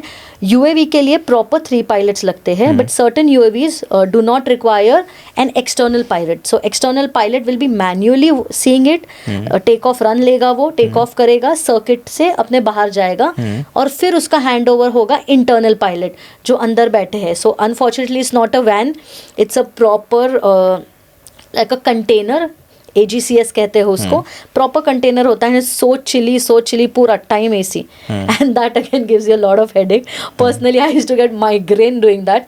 तो ऐसे होता है जहाँ पे अंदर ऑब्जर्वर पायलट बैठते हैं लेफ्ट में, और राइट में होते हैं इंटरनल पायलट। ओके। तो कुछ एयरक्राफ्ट जैसे मैंने कहा UAVs, उनको एक्सटर्नल पायलट की ज़रूरत नहीं है, internal pilot can only fly it. Okay. और इंटरनल पायलट का काम होता है कि जो भी आपका ऑपरेशन एरिया होगा वहाँ पे जाके UAV को पहुँचा देना, and to place it in a such a pattern जहाँ से मुझे एज अ ऑब्जर्वर पायलट मेरा पेलोड ऑपरेशन ईजी हो, and I can get a complete view of that location. For example, अगर कोई टेरर आउट है और उसको मुझे पूरा उसका रेकी करनी है कि कितने उसके एंट्रेंसेस है, एग्जिट्स है, कौन कौन कहाँ जाता है, क्या टाइम पे वहाँ पे ऑपरेशंस चलते हैं, अंदर हम क्या कुछ देख पा रहे हैं through some kind of window और something, right. So the observation and operation of the payload is the work of an observer pilot. So basically अगर मेरा पेलोड है कैमरा, ये करोड़ों के होते हैं कैमरा जो होते हैं, और इतने इसकी प्रिसिशन होती है that they can spot your face also. Wow. So the best part about UAVs is UAVs along with helicopters, they can be actually a deadly kind of a combination. कैसे? जैसे I'll talk about fighters first. UAVs are capable of doing laser designation. मतलब for example मुझे एक installation को demolish करना है, so a UAV has to just laser designate it all the coordinates will go to the fighter aircrafts. The fighter aircraft just has to go on those coordinates, drop the payload, ammunitions and fall back. And UAV does it while staying in Okay. their own territory. That is the best part. आप ये line of control cross करके नहीं जा रहे हो, आप international boundary cross करके नहीं जा रहे हो, आप अपने ही टेरिटरी में रह के you are doing the recce and observation of the enemy. The cameras are, मतलब वो कैमराज इतने ज़्यादा पावरफुल Yes, होते हैं कि yes. आप अपनी लोकेशन में एक पॉइंट पे जाके आप 50 kilometre. It again depends. Best weather conditions में, if I'm not wrong, at a slant range of I think 15 kilometers तक you can see. Wow. As I said, it costs you in crores. Yeah. Then they have even laser designation on that. आप laser designate करो, आपने lock on कर दिया target, the feed goes to the fighters and the fighters can क्या कहते हैं उसको, demolish it. So as an observer, your job is basically to observe, Yes. mark, Yes. and the command goes to the helicopter or the yes, fighter pilot. yes, yes. और वो attack helicopters जाके- हो हमारे या fighters हो, हाँ. उनको पूरी इन्फॉर्मेशन फॉर दैट, मतलब ये तो मैंने एरियल प्लेटफॉर्म का बताया. For a ground also, uh ground forces जो है, फॉर एग्जांपल कोई हमें ऑपरेशन करना है इन्फेंट्री को या पैरास को, और उनको इन्फॉर्मेशन चाहिए ऑन दी अदर साइड कि जिस लोकेशन पे जाके हम ऑपरेशन कर रहे हैं वहाँ पे कितने मिलिटेंट्स है, कितना क्या है वहाँ का हिसाब किताब, जैसे मैंने कहा एंट्री और एग्जिट रूट्स क्या है, वो सब देखने के लिए आपको किसी पर्सन को भेजने की ज़रूरत नहीं हो. Understood? They should not be any guides और scouts who are going, checking and then falling back. You have to do it by an aircraft. So जो कहते हैं ना एट्रिशन, जो हम पे एट्रिशन हो सकता है, मतलब ह्यूमन सोल्जर्स का, वो भी बहुत कम हो गया because it is unmanned. Maximum what happens is the equipment is damaged, like the equipment can go if shot down, not the pilot. So that is why in current warfare I feel UAVs are a force multiplier. Very much. कि आपने territory में रहना है, recognitions भी होता रहता है. आपको पूरी इन्फॉर्मेशन, आपको जो चाहिए, not we won't speak about it much, whatever information I want I am getting it through my feed. And observer का पायलट वो काम वही है, वो लेके जाके रखेंगे आईपी, और उनका बहुत इंपॉर्टेंट काम है क्योंकि जैसे वो एयरक्राफ्ट प्लेस करेंगे वैसे ही मैं अपना कैमरा पैन, जूम, टिल्ट जो भी करना है, कैमरा की मूवमेंट कर पाऊंगी और फिर पूरा मेरा मिशन कर पाऊंगी, देख पाऊंगी कि वहाँ चल क्या रहा है. while handling high stake missions, right? मुझे ये बताओ कि what exactly is going inside the head of a officer, क्योंकि आप एक ऐसी सिचुएशन में हो जहाँ पे बहुत सारी चीज़ें दांव पे लगी हुई हैं, right? It's not just one thing, it is even your equipment is there, right? ऐसी सिचुएशन में दिमाग में क्या चल रहा होता है? सो अगर आप UAVs के टर्म में देखें, as I said, it will be a loss of UAV, not a loss of a human. So I'll just put that aside. When there are high stake missions that are undertaken by infantry, the most important thing that goes in a officer's mind who's leading the mission is, I need to complete the mission, at the same time cause zero attrition. There should not be a single man shot during my operation. मुझे सबको ज़िंदा वापस लाना है. तो ये बहुत बड़ी चीज़ दिमाग में और अपने जहन में होती है एक ऑफिसर के, जब वो कोई भी मिशन करने जाता है. एंड अकॉर्डिंगली ही आपकी प्लानिंग की जाती है, आपकी कंटिजेंसी भी प्लान की जाती है, बिकॉज जो आप प्लान करोगे वो कंपल्सरी नहीं है कि ऐसा ही हो. There can be 100 elements that can go wrong. आप चले गए, शायद आईडी प्लांटेड हो, या पर्सनल माइंस ले की गई हो, या कोई बूबी ट्रैप्स हो, कुछ ना कुछ हो सकता है. तो there will be 100 contingencies. 2-3 approaches. Your main approach will be one to carry out a mission, but आपके ऑल्टरनेट अप्रोचेस भी होंगे. So planning and execution. Planning high level की होती है, एकदम मेटिक्यूलस. एग्जीक्यूशन करना, प्लान तो करके दिया मैंने आपको, एग्जीक्यूट करने का काम होता है वो ऑफिसर का और उसके पूरे टीम का, जो JCOs और NCOs का और उनके बंदों का. और जिम्मेदारी जब हम ऑफिसर या JCO की बोलते हैं तो यही है, मिशन कंप्लीट होगा और मेरे बंदे पूरे ज़िंदा वापस आएंगे. बट कभी कभी failures can cause a lot of lives, right? ये प्रेशर कैसा होता है, मतलब इस प्रेशर में डिसीजन मेकिंग किस तरीके से की जाती है? What is the most important thing to keep in mind before making a decision so that आगे किसी भी तरीके का डैमेज ना हो? So when we talk about decision under pressure, it again I'll take you back to our academy days. So when you start training as an officer, ठीक है, तो आपकी जो बेसिक ट्रेनिंग होती है उसमें आपको, जैसे मैंने कहा, आपको ऐसे ऐसे सिचुएशंस में डाला जाता है, आप पे इतना प्रेशर माउंट किया जाता है, but at the same time you have to do it. There is no way to say no about it. So slowly and steadily people start attaining a calm that ये चीज़ होने वाली है. You have to, you know, at times compartmentalize that ठीक है, pressure है, pressure understood है, but at the same times क्या मेरे ये डिसीजन से, ठीक है, जैसे मैंने कहा प्लानिंग और प्लानिंग मेटिकुलस होगी, आपका एग्जीक्यूशन भी होगा, बट क्या ये मेरे डिसीजन से मुझे उससे फ़ायदा होगा या नुकसान होगा, ये एक सिर्फ एक काम माइंड ले सकता है. And the calm mind only comes when you been put under pressure continuously. आपके ट्रेनिंग में आपको प्रेशर में डालेंगे, फिर जैसे आप आपके यूनिट्स में जाओगे, each and every day comes a situation, या आपके अलग अलग कोर्सेज में जो आप करते हो will come a situation that आपको प्रेशर में भी डिसीजन लेना ही पड़ता है. And it also comes with a lot of experience that last time, and जो आप डीब्रीफ करते हो, जैसे after every mission that happens there is a debrief that goes on कि लास्ट टाइम हमने मिशन किया था, ये गलतियां हुई थी, ये इसको हमको सुधारना चाहिए. तो एक काइंड ऑफ अ रिपोजिटरी होती है, मतलब I am not talking about written repository case studies वगैरह, बट एक repository in terms of experience होती है कि लास्ट टाइम हमने XYZ एक्सेस लिया था, उससे हमें ये चीज़ें हुई थी, तो अगली बार नहीं लेंगे. और प्रेशर में डिसीजन मेकिंग एबिलिटी, मतलब आपकी डिसीजन लेना प्रेशर में, ये एक आर्मी ऑफिसर की क्वालिटी ही होती है. आपको लेने ही पड़ते हैं, क्योंकि जब नेशनल सिक्योरिटी की बात आती है, जब मिशंस की बात आती है, तो प्रेशर इज इनहेरिटेंट. ये this is now you are not going to escape it. तो इवन जैसे जब फ्लाइंग होती है, फाइटर्स की फ्लाइंग बोलो, हेलीकॉप्टर्स की फ्लाइंग बोलो, you go for any mission, जैसे कैजुअल्टी इवैक्यूएशन, एक सिंपल मिशन बताऊंगी, एक चीता हेलीकॉप्टर का.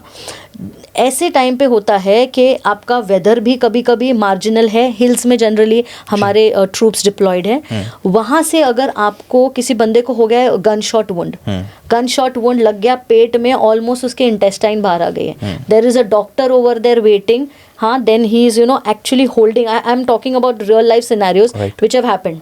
So this was one of the case, the doctor was almost holding his intestine so that अब भी evacuation मिलेगा, नीचे जाएंगे तो ये इंसान बच पाएगा. ऐसे सिचुएशन में वो पायलट है, उसको वे आउट करना पड़ता है. क्या वेदर है, क्या वेदर मार्जिनल है, या I can go through, if I can go through can I reach my final destination, और because these are all plans, और in between where there is a place where I can land, where there might be a hospital also, there might be facilities for your landing and refueling also, weather is fine, तो मैं ये कर सकता हूँ क्या, या फिर मुझे वो पैसेंजर को अनफॉर्चुनेटली ना ले जाना हो. वैसे बहुत कम होता है, बहुत डेयरिंग बाज होते हैं आर्मी एविएटर्स, मैंने बहुत पर्सनली देखे हैं. या मुझे उस इंसान को लेके थोड़ी सी रिस्क लेके जाना हो, कैलकुलेटेड रिस्क होती है. और ये रिस्क आती है आपके ट्रेनिंग से सबसे पहले, फिर आपके एक्सपीरियंस से, पर्सनल एक्सपीरियंस, फिर आपकी, जैसे मैं बोल रही, डिपॉजिटरी, आपके जो अलग लोगों के एक्सपीरियंस से, और लास्टली आपकी प्लानिंग से. फौज में प्लानिंग सबसे ज़्यादा होती है. अब मतलब मैं तो एक सिंपल आपको कैजुअल्टी इवैक्यूएशन के बारे में बताया. जब बड़े बड़े वॉर्स भी होते हैं या बैटल्स भी हुई है, वॉर तो फुल फ्लेज हुआ, बैटल भी होते हैं. बैटल में भी था कि अगर कोई अटैकर हमारे पास आने वाला है तो उसका प्राइमरी एक्सेस क्या है अटैक का, और उसका सेकेंडरी क्या है, वो भी प्लान किया जाता है. ऐसे नहीं कि मैंने सोच के रखा इस एक्सेस से आएगा, what if he comes from the other axis, and what if I am not prepared. If I am not prepared, I will not be able to take a decision to put my, shift my troops to that axis for defending.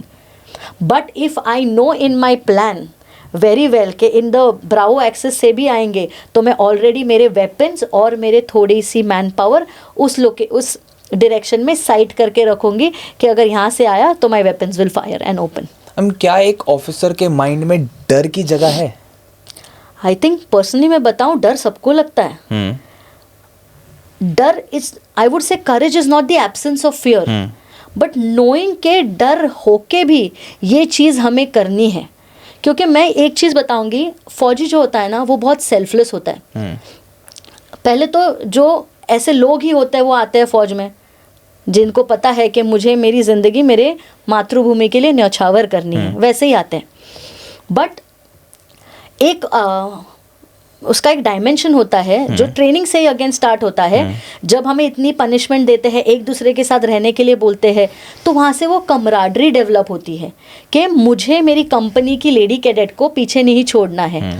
वही आगे जाके मेरे unit में मेरे जवान को मेरे को पीछे नहीं छोड़ना. Even if is shot I will pull him, I will get him home. तो ये जो चीज़ आपके ब्रेन में इंस्टिल्ड हो जाती है, एक तो वो पर्सनल भी है, दूसरी चीज़ आपके दिमाग में इसको फिट की जाती है that you will never leave anybody behind. So the selfless attitude जो आपका होता है, तो वो आपको it makes you that my country, my people, everybody is before me. तो जो फियर है वो ऑटोमेटिकली साइड हो जाता है, बिकॉज आपकी ड्यूटी, आपकी रिस्पॉन्सिबिलिटी आपको पहले आती है. फियर लगता है सबको. वो नहीं, I agree with you on that, completely agree with you on that. But training के अंदर क्या सिखाया जाता है? फियर को डोमिनेट करना या फियर को एलिमिनेट करना? फियर को फेस करना. You have to face your fear. मतलब जैसे मैं बताया, मुझे ही 5 मीटर से 10 मीटर इतनी बार कुदाया to overcome my fear. But yes, you have to face your fears. And even I tell all the defence aspirants who you know meet me on social media कि मैम डर, मैंने कहा डर का सामना करना पड़ता है, नहीं तो it will haunt you for life. और फौज में भी यही सिखाया जाता है, डर का सामना करो. अब एनिमी है जब सामने, तो एक किस्म से वो डर ही है ना, बट उसका आपको सामना करना पड़ता है. और आपको इतना टफ बनाया जाता है ना कि आप उसका सामना करोगे, उसको डिफीट करके भी आओगे. क्योंकि आपने एक टाइम पे ओथ लिया है. एक चेटवुड क्रेडो है जी, IMA में लिखा है सर फिलिप चेटवुड का, the safety, honour and welfare of our country comes first always and every time. The honour, welfare and comfort of the men we command comes next. Your own safety and honor comes last always and every time. I would have made some mistake, but it says that मेरी country मेरे लिए first है, मेरे troops मेरे लिए second है, मैं खुद last आता हूँ. तो ये concept से जब इंसान चलता है ना, तो डर मेरे खुद के लिए, डर किसके लिए लगता है? मैं खुद के लिए लगता है, वो पीछे छूट जाता है. ऑपरेशन किस तरीके के होते थे आपके? Mostly operations are army aviation के, जहाँ पे चीता चेतक है. These are all recce and observations and these are all casualty evacuations. तो जितने भी ट्रुप्स हमारे डिप्लॉयड है on the in the hills, जब माउंटेन्स पे डिप्लॉयड है, तो वहाँ की और इवन एरियाज़ की रेकी करना, ऑब्जर्वेशन करना, फिर वहाँ पे ट्रुप्स की मूवमेंट करना, आपका विंटर स्टॉकिंग, जब एडवांस विंटर स्टॉकिंग कहते हैं कि अपना उनका सामान पहुँचाना before all the roads and lines, you know when they cut off, उसके पहले की उसकी पूरी स्टॉकिंग करना, कैजुअलिटी इवैक्यूएशंस करना. जब बहुत सारे मिशंस होते हैं, जैसे पठानकोट का भी जब अटैक हुआ था, so to do a recce of what is exactly going on ground, the helicopters had gone. So ऐसे सब जो टास्क है आर्मी एविएशन के हेलीकॉप्टर्स करते हैं. Apart from that we have ALH, अभी अपाचे भी आ चुके हैं, वो भी है, LCA भी है. सो now I feel more than only recce and observation, they are into attack as well. So not just a small part of a battlefield, but an integral part of a battlefield. Have you ever attacked, or have you ever been in a operation where your UAV was in a situation where जहाँ पे कुछ action हुआ? No.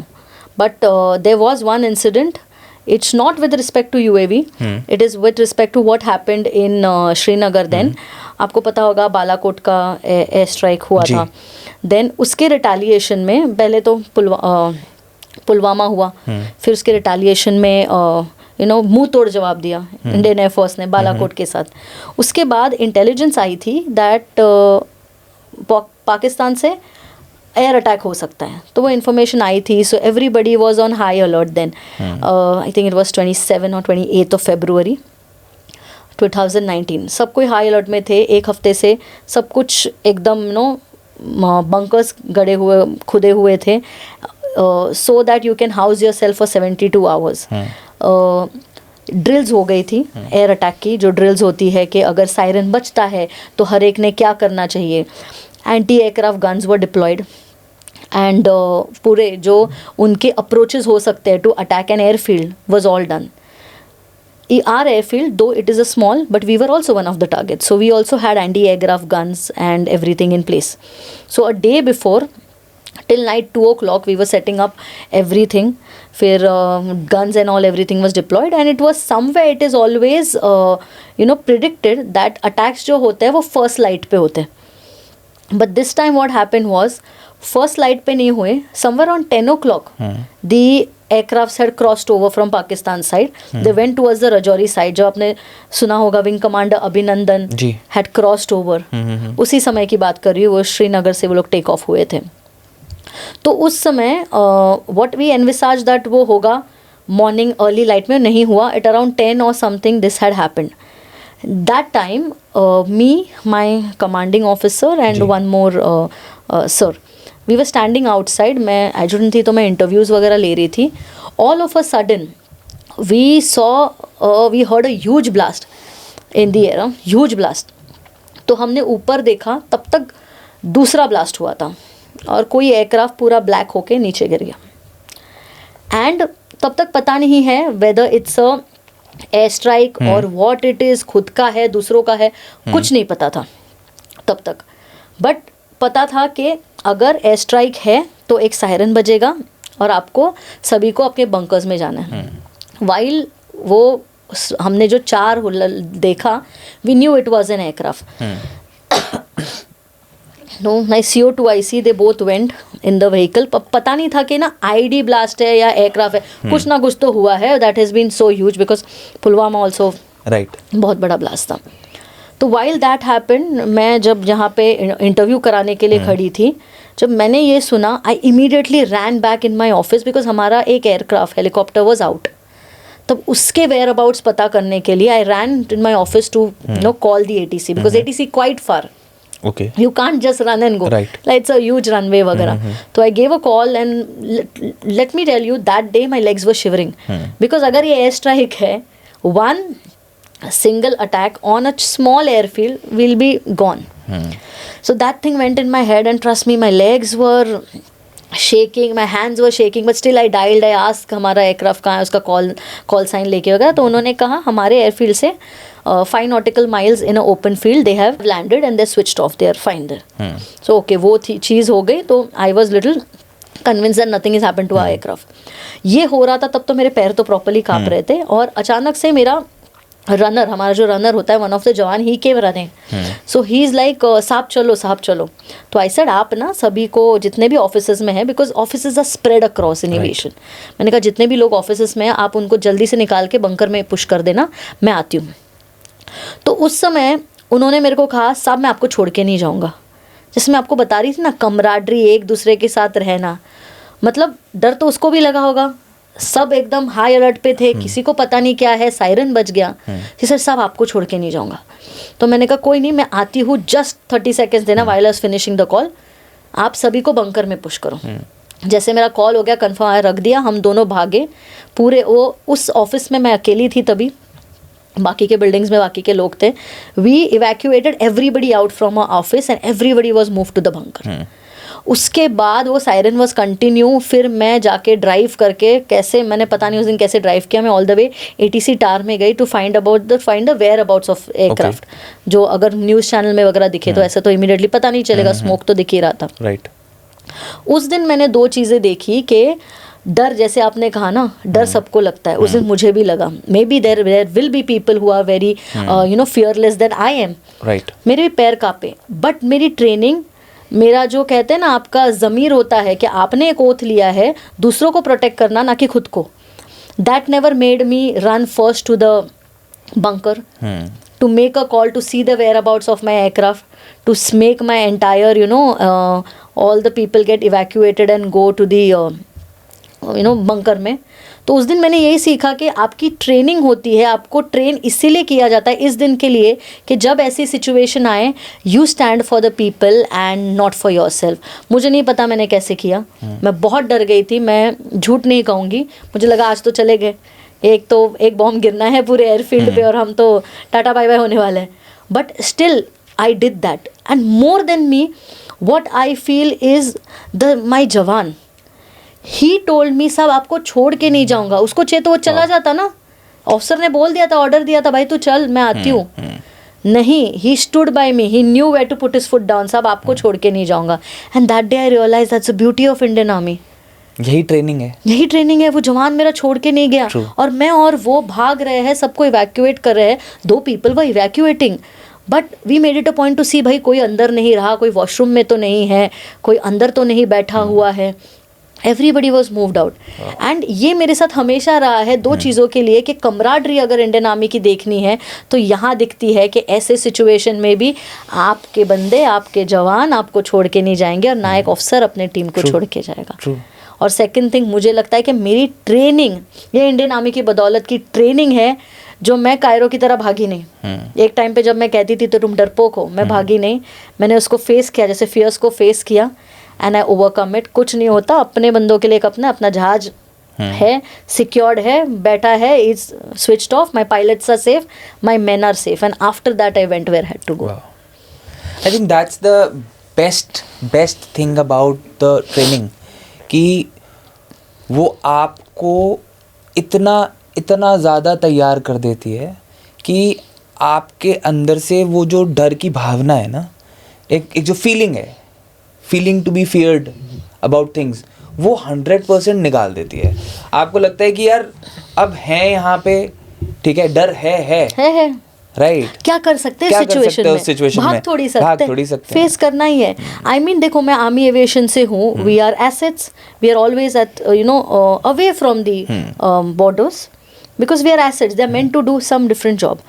But जो infantry officers है, infantry arty हो गए, armoured हो गए, even other arms, when they're so close to the enemy, especially the infantry, they face action every day. I have faced it once and I'm speaking about it. Imagine राष्ट्रीय rifles का company commander अपने company post पे बैठ के जब cease fire violation होती है, इतनी आवाज़ें सुनता है, इतनी फायरिंग होती है उसके पोस्ट पे, वो रिटेलिएट करता है. Imagine the amount of courage and the time he has overcome his fear. He has faced it and overcome it. So I think it's hats off to them, especially our men and our male officers who face it every day, who are on the borders. Ma'am, army के बाद you came into the corporate world. Yes. Right. ये तो 2 complete different दुनिया है, right?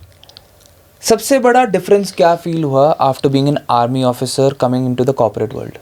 Oh, it was complete cultural shock to me.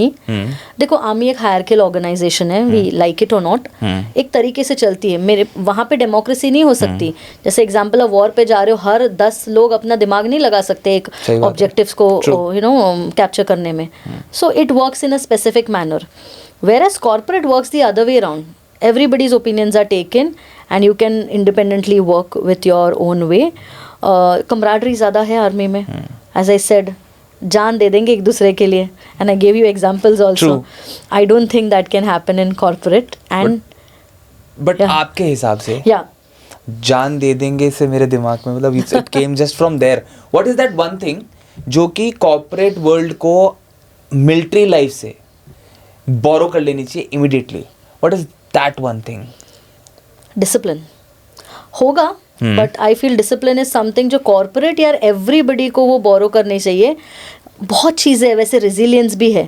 And I feel one thing, I don't know whether I should say this और not, but I strongly feel standing up for each other is what military teaches me, and unfortunately might not go well on the podcast here.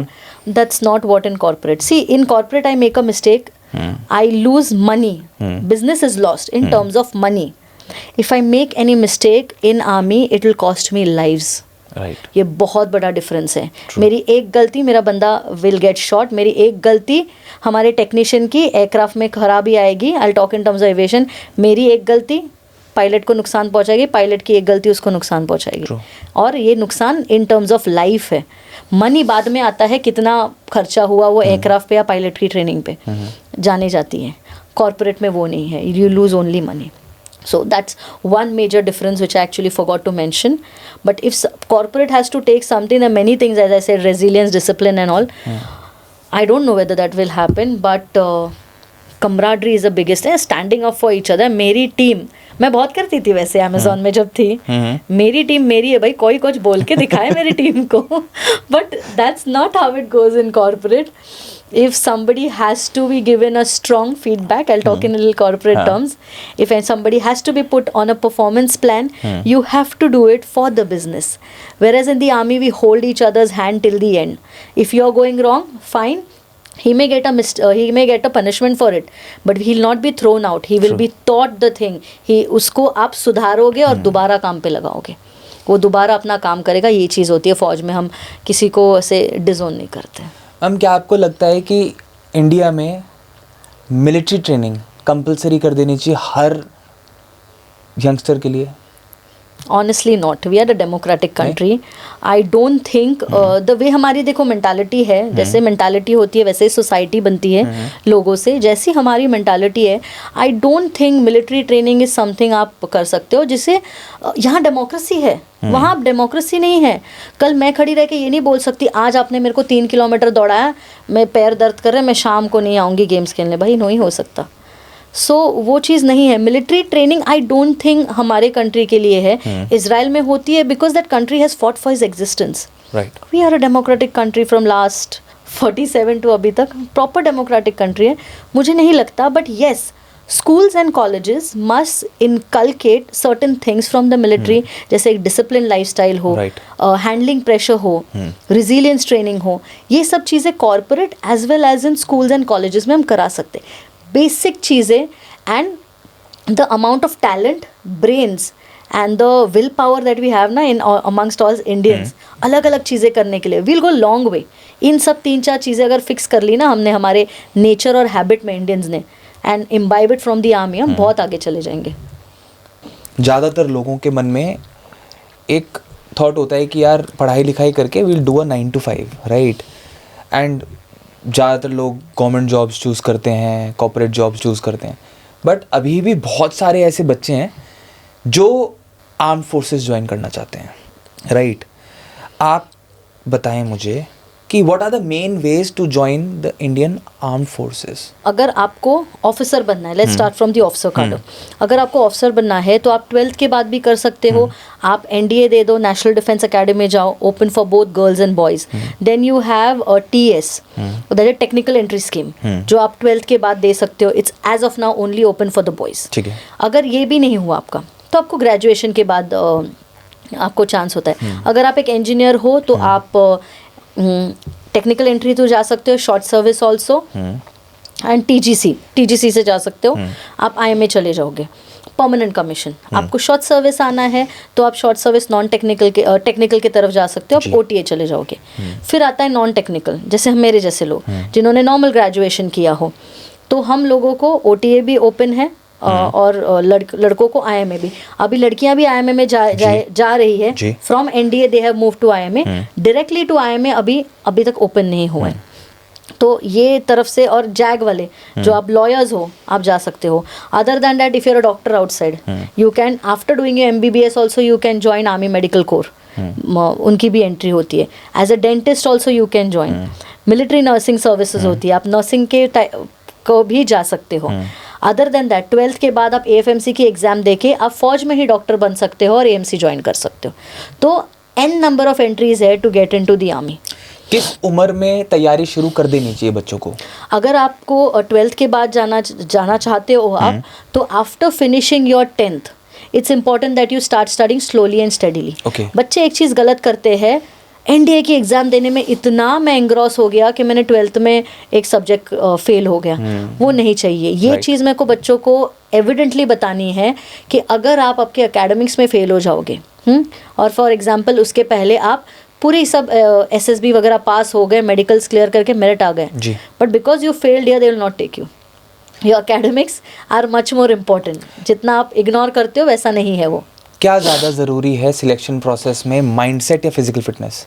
Mindset. Physical fitness आपको वहाँ भी तैयार कर लेते हैं. मेरे खुद के कोर्समेट्स थे जिन्होंने कभी शायद 1 किलोमीटर भी नहीं भागा था, जो लड़कियाँ 40-40 किलोमीटर भाग रही थी. It is only the mindset. SSB ऐसी चीज़ है, वहाँ पे आपको सिर्फ ऑफिसर लाइक क्वालिटीज़ पे जज किया जाता है, आप में है या नहीं, और ये देखा जाता है आर यू ट्रेनेबल. अगर आप एक इंसान हो जिसको हम ट्रेन कर सकते हैं अच्छा फौजी बनाने के लिए, तो आपको रेकमेंड कर देंगे. बहुत सारे इंटेलिजेंट बच्चे बार बार एग्जाम देते हैं and they keep on failing again and again. ऐसा क्यों होता है? They do not want people, see now I'm telling you, they do not want people who are extra intelligent, extra muscular, extra talented. If you are there, well and good, but it's not a compulsion. All they want is an average person with average common sense, जिसमें courage हो, जिसमें leadership qualities हो, और जो बंदा trainable हो. मतलब मैं अगर अक्खड़ दिमाग की हूँ, मैं इतनी रिजिड हूँ कि मैं ट्रेन ही नहीं हो सकती. मेरे में बहुत क्वालिटीज़ हो सकती है, बट 2-4 क्वालिटीज़ मेरी अप डाउन है. और अगर मैं लगता है बोर्ड को कि I am not a trainable person, Prajakta will not bend even %, they will not take me. So officer like qualities and whether you are a trainable person, अगर वो है आप में, इवन आप मे बी 40% वाले भी हो ना, though you have a cut off, but even if you are a basic first class person also, they will take you. What is that one daily routine जो कि एक डिफेंस एस्पिरेंट को अपनी life में ले आना चाहिए, जिससे उसकी लाइफ में एक बहुत ही ज़्यादा पॉजिटिव चेंज आ सकता है? बस आपको डिसिप्लिन रहना है. नाउ बच्चों को जब मैं बोलती हूँ डिसिप्लिन, वो सोचते हैं डिसिप्लिन मतलब मैं जो ट्रेनिंग वाला कैडेट है उसकी रूटीन लो. नो, डिसिप्लिन मतलब अगर मैंने सोचा है कि आज मैं 2 घंटा पढ़ूंगी तो मैं पढ़ूंगी.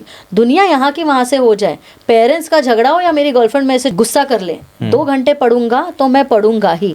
तो डिसिप्लिन आप में होना चाहिए, जो भी आपने डिसाइड कर लिया. सेकेंड थिंग, एक बहुत इंपॉर्टेंट चीज़ है, मैं बच्चों को बोलती हूँ, वो कहते हैं ऑफिसर लाइक क्वालिटीज कैसे निर्माण होगी.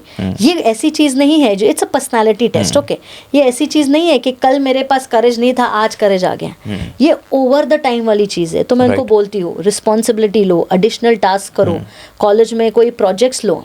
उसका ये मतलब नहीं है कि पढ़ाई छोड़ के मैंने सब कुछ कर लिया. पढ़ाई is important, that's the first priority, but to build OLQs you need to do some or the other thing. Expose yourself to the outside world. Right. School and college is a cocoon. You are protected there by your professors and teachers. When you move out in the outside world, जब boss गाली मारता है for not meeting the deadlines, that is the time you start evolving, taking responsibility, and your sense of responsibility increases. वो एक हो गया आपका OLQ. Either नौकरी पकड़ो या ट्यूशन्स दो, स्पोर्ट्स खेलो, किसी क्लब ज्वाइन करो, कुछ वॉलंटियर एक्टिविटीज़ करो, जहाँ से आपकी क्वालिटीज़ इंप्रूव होगी. After serving the nation in uniform, how does your idea of patriotism change? Everybody is patriotic, right? देश प्रेम सबको है. हम यहाँ सब बैठे हैं, हमें भी बहुत देश प्रेम है. We love our country, right? But वर्दी में रह के और फोर्सेस को सर्व करके, देश को सर्व करके कैसा महसूस होता है? Like how does the idea of patriotism change for you personally? जैसे पेट्रियोटिज्म आपने कहा कि सब में है. कभी कभी मुझे लगता है नॉर्मल लोगों की सिर्फ वो 26 जनवरी और 15 अगस्त को जागती है, अदरवाइज तो हम सोचते भी नहीं हैं. बट जब आप एक वर्दी डाल देते हो ना, आपकी पेट्रियोटिज्म अलग होती है, बिकॉज आपकी जो ड्यूटी और आपका कर्तव्य होता है ना, वो डायरेक्टली आपके मातृभूमि के लिए है. आपके एक्शन, जैसे मैंने आपको पहले बताया, किसी की ज़िंदगी सुधारेगी या किसी की ज़िंदगी ले भी लेगी, आपके डिसीजंस भी. And when you have served such a organisation, when you have seen your own people being martyred for our nation, you know, he has died, our soldiers lay down their life for people whom they don't even know. उनको आपका और मेरा नाम भी नहीं पता है, but वो selflessly they lay down there lives. तो तब पेट्रियोटिज्म जो है, जो देश प्रेम है, वो फौजियों के लिए अलग होता है. We associated every thing with that sacrifices made before independence, after independence. आप 47 का वॉर लो, 62, 65, 99, ऑप सिंदूर, पूरे आप जब वॉर ले लो, जी। शायद आज लोग खड़े हो जाए किसी मार्टर के लिए, paying respect, paying homage, maybe for one day they may forget, but the one who is in service will remember him forever. Forever and ever. Forever and ever. True. Some of my seniors, जैसे we speak about Captain Vikram Batra, ji. we will remember every time. We will not only remember him on the days when the movie comes or we are hoisting a flag. True. And we have seen maybe our coastmates, our seniors, our juniors who've passed. We'll remember them each and every day. तो वो patriotism एक अलग घर वाली feeling, I would say home वाली feeling of losing your own comes. And what I want to say to everyone is, कोई expect नहीं करता बाकी सिविलियंस को कि आप बॉर्डर पे जाके फाइट करो. We are there. मी क्या, मैं तो रिटायर हो गई यार. All those who are there in the service are doing their job. Right. What we can do is we can only become citizens who are worth fighting for. क्योंकि वो जो border पे खड़ा रह के अपनी जान दे रहा है, उसको ये नहीं पता आप और मैं कौन है, आप कहाँ रह रहे हैं. वो अपनी ड्यूटी कर रहा है because he is taken a oath. उसको प्यार है अपनी मातृभूमि से और अपने लोगों के लिए. और जब लोग आजकल बात करते हैं ना with politics, with respect to ये अच्छा नहीं है, गवर्नमेंट अच्छी नहीं, ये नहीं, मैं ये भी कहती हूँ हमारा देश भी एक फैमिली है. कोई फैमिली परफेक्ट नहीं होती, अप्स एंड डाउन्स होते रहते हैं. बट अगर मैं हर बार मेरे देश के बारे में ख़राब बोलूँ या इंटरनेशनल प्लेटफॉर्म पे उसको जाके through may be you know a podcast, a reel or some kind of a stand up comedy उसकी उसकी निंदा करूँ, which is wrong. Ji. Don't wash your dirty linen in public. You want to make change, you get into the system and make a change. You want to raise your voice on right platforms. Know all the policies. बहुत सारे लोग हैं उनको पता ही नहीं है कि government क्या पॉलिसीज होती है, आपको कैसे रिड्रेसल मांगना है, आपको कैसे फंडिंग लेनी है किसी स्टार्टअप के लिए. Just giving you a random example. Know your country, know your country's rules, then go and criticize.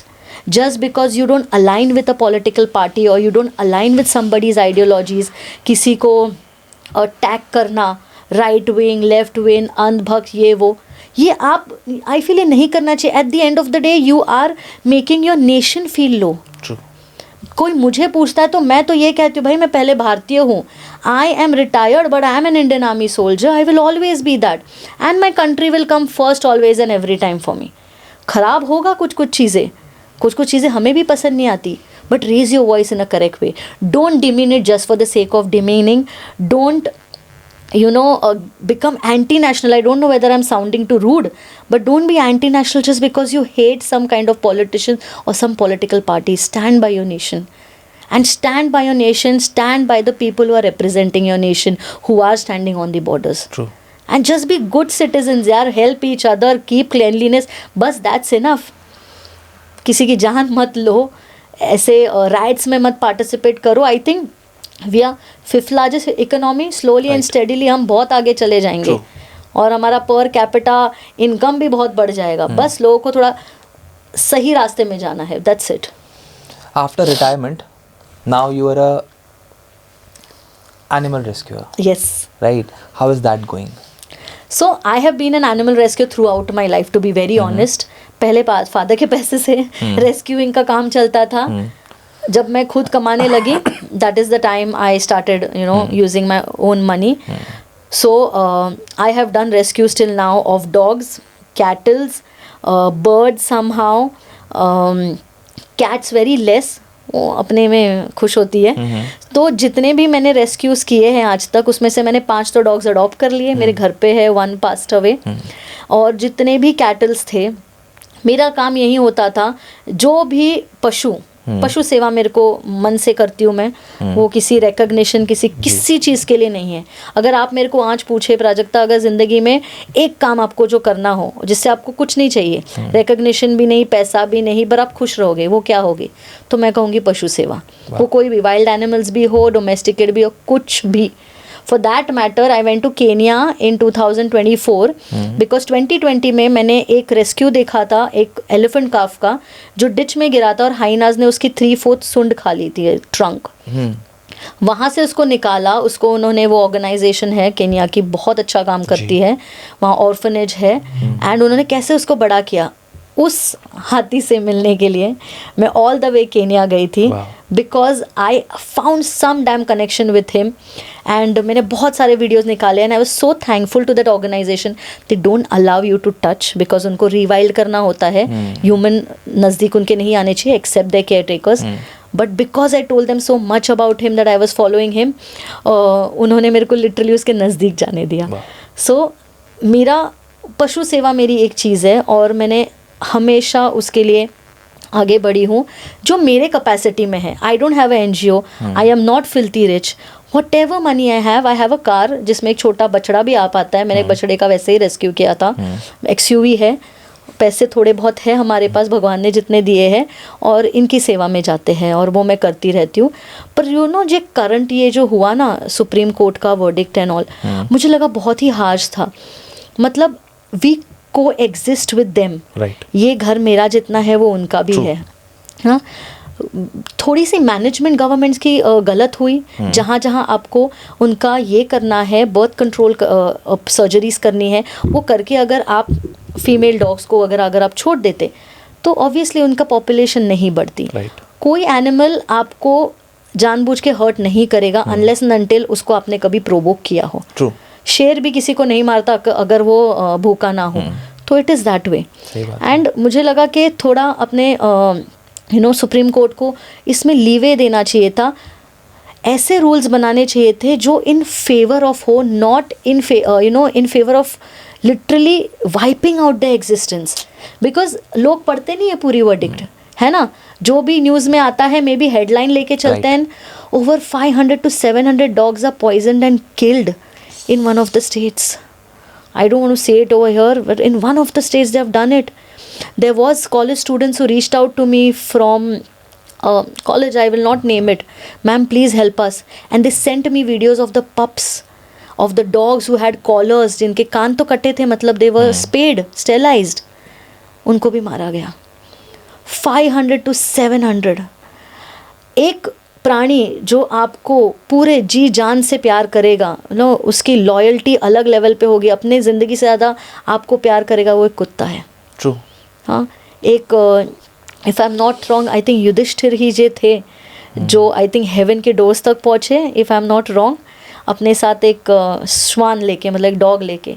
तो वो डॉग को कहा कि आप हेवन के डोर में नहीं ला सकते आप कुत्ते को. He refuse to go to heaven because he is like, जब मेरे खुद के मेरे साथ नहीं थे तो ये श्वान मेरे साथ था, तो मैं उसको कैसे छोड़ूं. इतना ही है कि हम जितने भी एनिमल लवर्स हैं, एनिमल रेस्क्यूअर्स हैं, अगर हमें उनके हित में देखना, yes we must fight tooth and nail. I know so many friends whom I made through social media, जो NGO चलाते हैं, रेस्क्यूअर्स है, लॉयर्स है, they are fighting tooth and nail for it. But meantime we can come up to middle ground. क्योंकि मेरा ego है, आपका ego है. आप डॉग लवर है, मैं डॉग हेटर हूँ. आपने कुछ बोल दिया कि मैं यही खाना खिलाऊंगा और मैंने कहा नहीं खिला सकते, आप खाना दे के चले जाओगे. अगर मैं एक ख़राब मेंटालिटी की इंसान हूँ, मैं उसको पॉइजन कर दूंगी और ये होता है. Just imagine. क्यों? Because you fought with me. ये कड़वा सच है और ये होता है. लोग जानवर को मार मार के जान से ख़त्म कर देते हैं. I don't understand where these people get those guts from to kill an animal. वो बेजुबान है यार. उसको तुम्हारे अंदर से कहाँ से आ रही है वो हैवानियत कि तुम उस बेजुबान को मार रहे हो. लाइक सीरियसली, ये एक चीज़ है जो मेरे को बहुत ज़्यादा ट्रिगर कर देती है कि यार उसने तेरा क्या बिगाड़ा था. बिकॉज वो आपके घर के बाहर बैठा. हाँ. या उसने आपके घर के बाहर गंदगी, घर के बाहर, घर के अंदर भी नहीं. मतलब हम इतने स्वार्थी हो गए हैं कि घर मेरा, रोड मेरी, और वो क्या मांग रहा है? खाना. क्या आपकी जायदाद या प्रॉपर्टी लेने आया है? No, just food. And they are beaten. I watch so many videos and it breaks my heart. मैं कभी कभी सोचती हूँ अगर मेरे डॉग्स हैं, मैं उनको जाके हक करती हूँ कि आपकी कम्युनिटी के साथ, मैं literally I talk to my dogs like this कि I am so sorry this is happening with your community. They overrun car लेके चले गए, they did not stop. I mean we should start being humans first. I mean कहाँ लेके जाएंगे हम ये सब चीज़? सही बात. So I think somewhere we all must be, जैसे मैंने कहा कि अगर मेरे और आपके ईगो क्लैश हो गए, मैंने तो वो जान को हानि पहुंचा ही दी. एक बहुत ही ख़राब वीडियो देखा, ख़राब क्या, वेरी डिस्टर्बिंग वीडियो. वो किसी की पेट थी, इंडी, तो शायद किसी को पता नहीं चली. वो किसी सोसाइटी में घुस गई. तो सोसाइटी के जो भैया है गार्ड, उन्होंने उसको भगाया. वो इतनी डरी थी, वो तेज़ भागी on the road and a car ran over her. I watched that video 2-3 times and I was like, अगर ये मेरा बच्चा होता तो, मेरा डॉग होता तो, या मेरा बच्चा होता खुद का तो क्या बीतती हम पे. So people must start becoming little considerate. खाने मत दो, कुछ मत दो, अरे मारो तो मत, मतलब हानि तो मत पहुंचाओ. एंड मैं एक चीज़ ज़रूर बताऊंगी, मेरे हस्बैंड के साथ when he was posted in Rashtriya Rifles, बहुत सारे कुत्ते. My husband is a dog magnet, I say animals are attracted to him 24/7. एक डॉग था Sheru, Gaddi dog. And my husband is almost 5'11". तो जब वो खड़ा होता था Sheru, he used to reach my husband's head. Sheru used to accompany them everywhere in their patrols. ना भौंकेगा ना कुछ करेगा, बस जब पोस्ट के अगल बगल कोई लेपर्ड आ गया देन ही विल बार्क. किसी ने सिखाया शेरू को? क्या शेरू एक ट्रेन डॉग था या शेरू को इन्होंने सैलरी दी? नहीं, Sheru just got love and little bit of food, that too scraps, food मिला उसको. और शेरू की एक चीज़ थी, शेरू को ये वैक्सीनेट वगैरह करते थे, जो उसको पता चलता था दवाई देने आए. Sheru used to run and sit inside a temple because he knew temple में लोग आते नहीं है. क्यों? क्योंकि चप्पल निकालनी पड़ती है. तो वो सो स्मार्ट, वो टेम्पल में जाके पीछे बैठ जाता था ताकि उसको कोई ये ना करे, मतलब दवाई ना दे. सो इतने इंटेलिजेंट होता है शेरू. ने शेरू को बोलते थे बकरी नहीं, उनको होता है ना गद्दी डॉग है, बकरी पकड़ ली. अब वो बकरवाल वो चिल्लाए कि मेरी बकरी, तो somehow my husband managed it somehow, but he had once told Sheru बकरी के पीछे नहीं. और वो कहता था एक दिन भागा बकरी के पीछे, मैंने जोर से आवाज लगाई Sheru, he halted there. Wow. So that is the relationship humans have with our army में. Dogs have been such an integral part of operations, side role यार. They just alert you, they just stay calm. जब ambushes लगते हैं, बहुत सारे officers बात करते हैं, डॉग साथ में बैठेगा, आवाज़ नहीं लगाएगा, because they also know. So that's the beauty of dogs, and I think through this podcast, if it goes at least in 10 people's mind at least that dogs इतने beautiful souls है, तो I think it can make a huge difference. मैं हमेशा कहता हूँ, before we come to an end, मैं हमेशा एक बात बोलता हूँ कि जिस तरीके से एक माँ अपने बच्चे को अनकंडीशनली लव करती है ना, ऐसे ही एक जानवर अपने पेरेंट को, राइट, Yes. उतना ही प्यार करता है जितना एक माँ अपने बच्चे को करती है. Absolutely. और मुझे नहीं लगता कि इस संसार में कोई और ऐसा जीव होगा, राइट, ह्यूमन बींग्स इंक्लूडेड, जो कि अनकंडीशनल लव दे पाए. कैटल्स भी देते हैं बहुत. हाँ, जीव, बहुत तभी देते मैंने हैं, जीव हाँ. शब्द इस्तेमाल किया, not just dogs. Yes. Dogs, cats, cattle, Yes. Donkeys, Pets. ducks, yes. pets. When All they're farm connected animals. with you, Yes. once they are connected with you, unconditional love is there. Unconditional love, Unconditional yes. love. Ma'am, before we come to an end, one life lesson जो आपने सीखा, जो कि लोगों को पता होना चाहिए to live a better life. ज़िंदगी मुश्किल है, मुश्किल रहेगी, but you don't have to give up. एक डॉक्यूमेंट्री देखी थी मैंने, I am forgetting his name, when he climbed all the highest peaks in the world, he had said giving up is not in my blood. You must never give up. Life में उतार चढ़ाव होंगे, वही life है.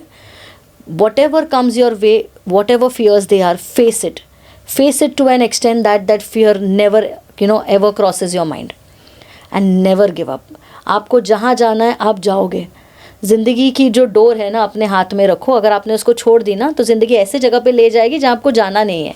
So always have that reins of your destiny in your hand and take it to the place जहाँ पे आपको ले जाना है. बहुत डिफ़िकल्टी होती है, उतार चढ़ाव होंगे, रोओगे, पीटोगे, गिरोगे, पर दोबारा उठना है और चलते रहना है. I think that's the purpose of life. Yes. And that should be the purpose of life. Yes. I'll say thank you so much, ma'am, for being here on the Misfit Humans podcast. I feel that yes, जो आपने मुझे बातें बताई उसके बाद मुझे और ज़्यादा अच्छा फील हो रहा है दैट आप पर्सनली भी बहुत रेजोनेट करते हो हमारे नाम से. And I feel that yes, this was a podcast with a misfit on the Misfit Humans podcast. Absolutely. And I wished my HOD was alive today, ma'am, to see this, that yes, her misfit has reached places where she wouldn't have ever thought about it. Thank you so much, ma'am. Thank you so much.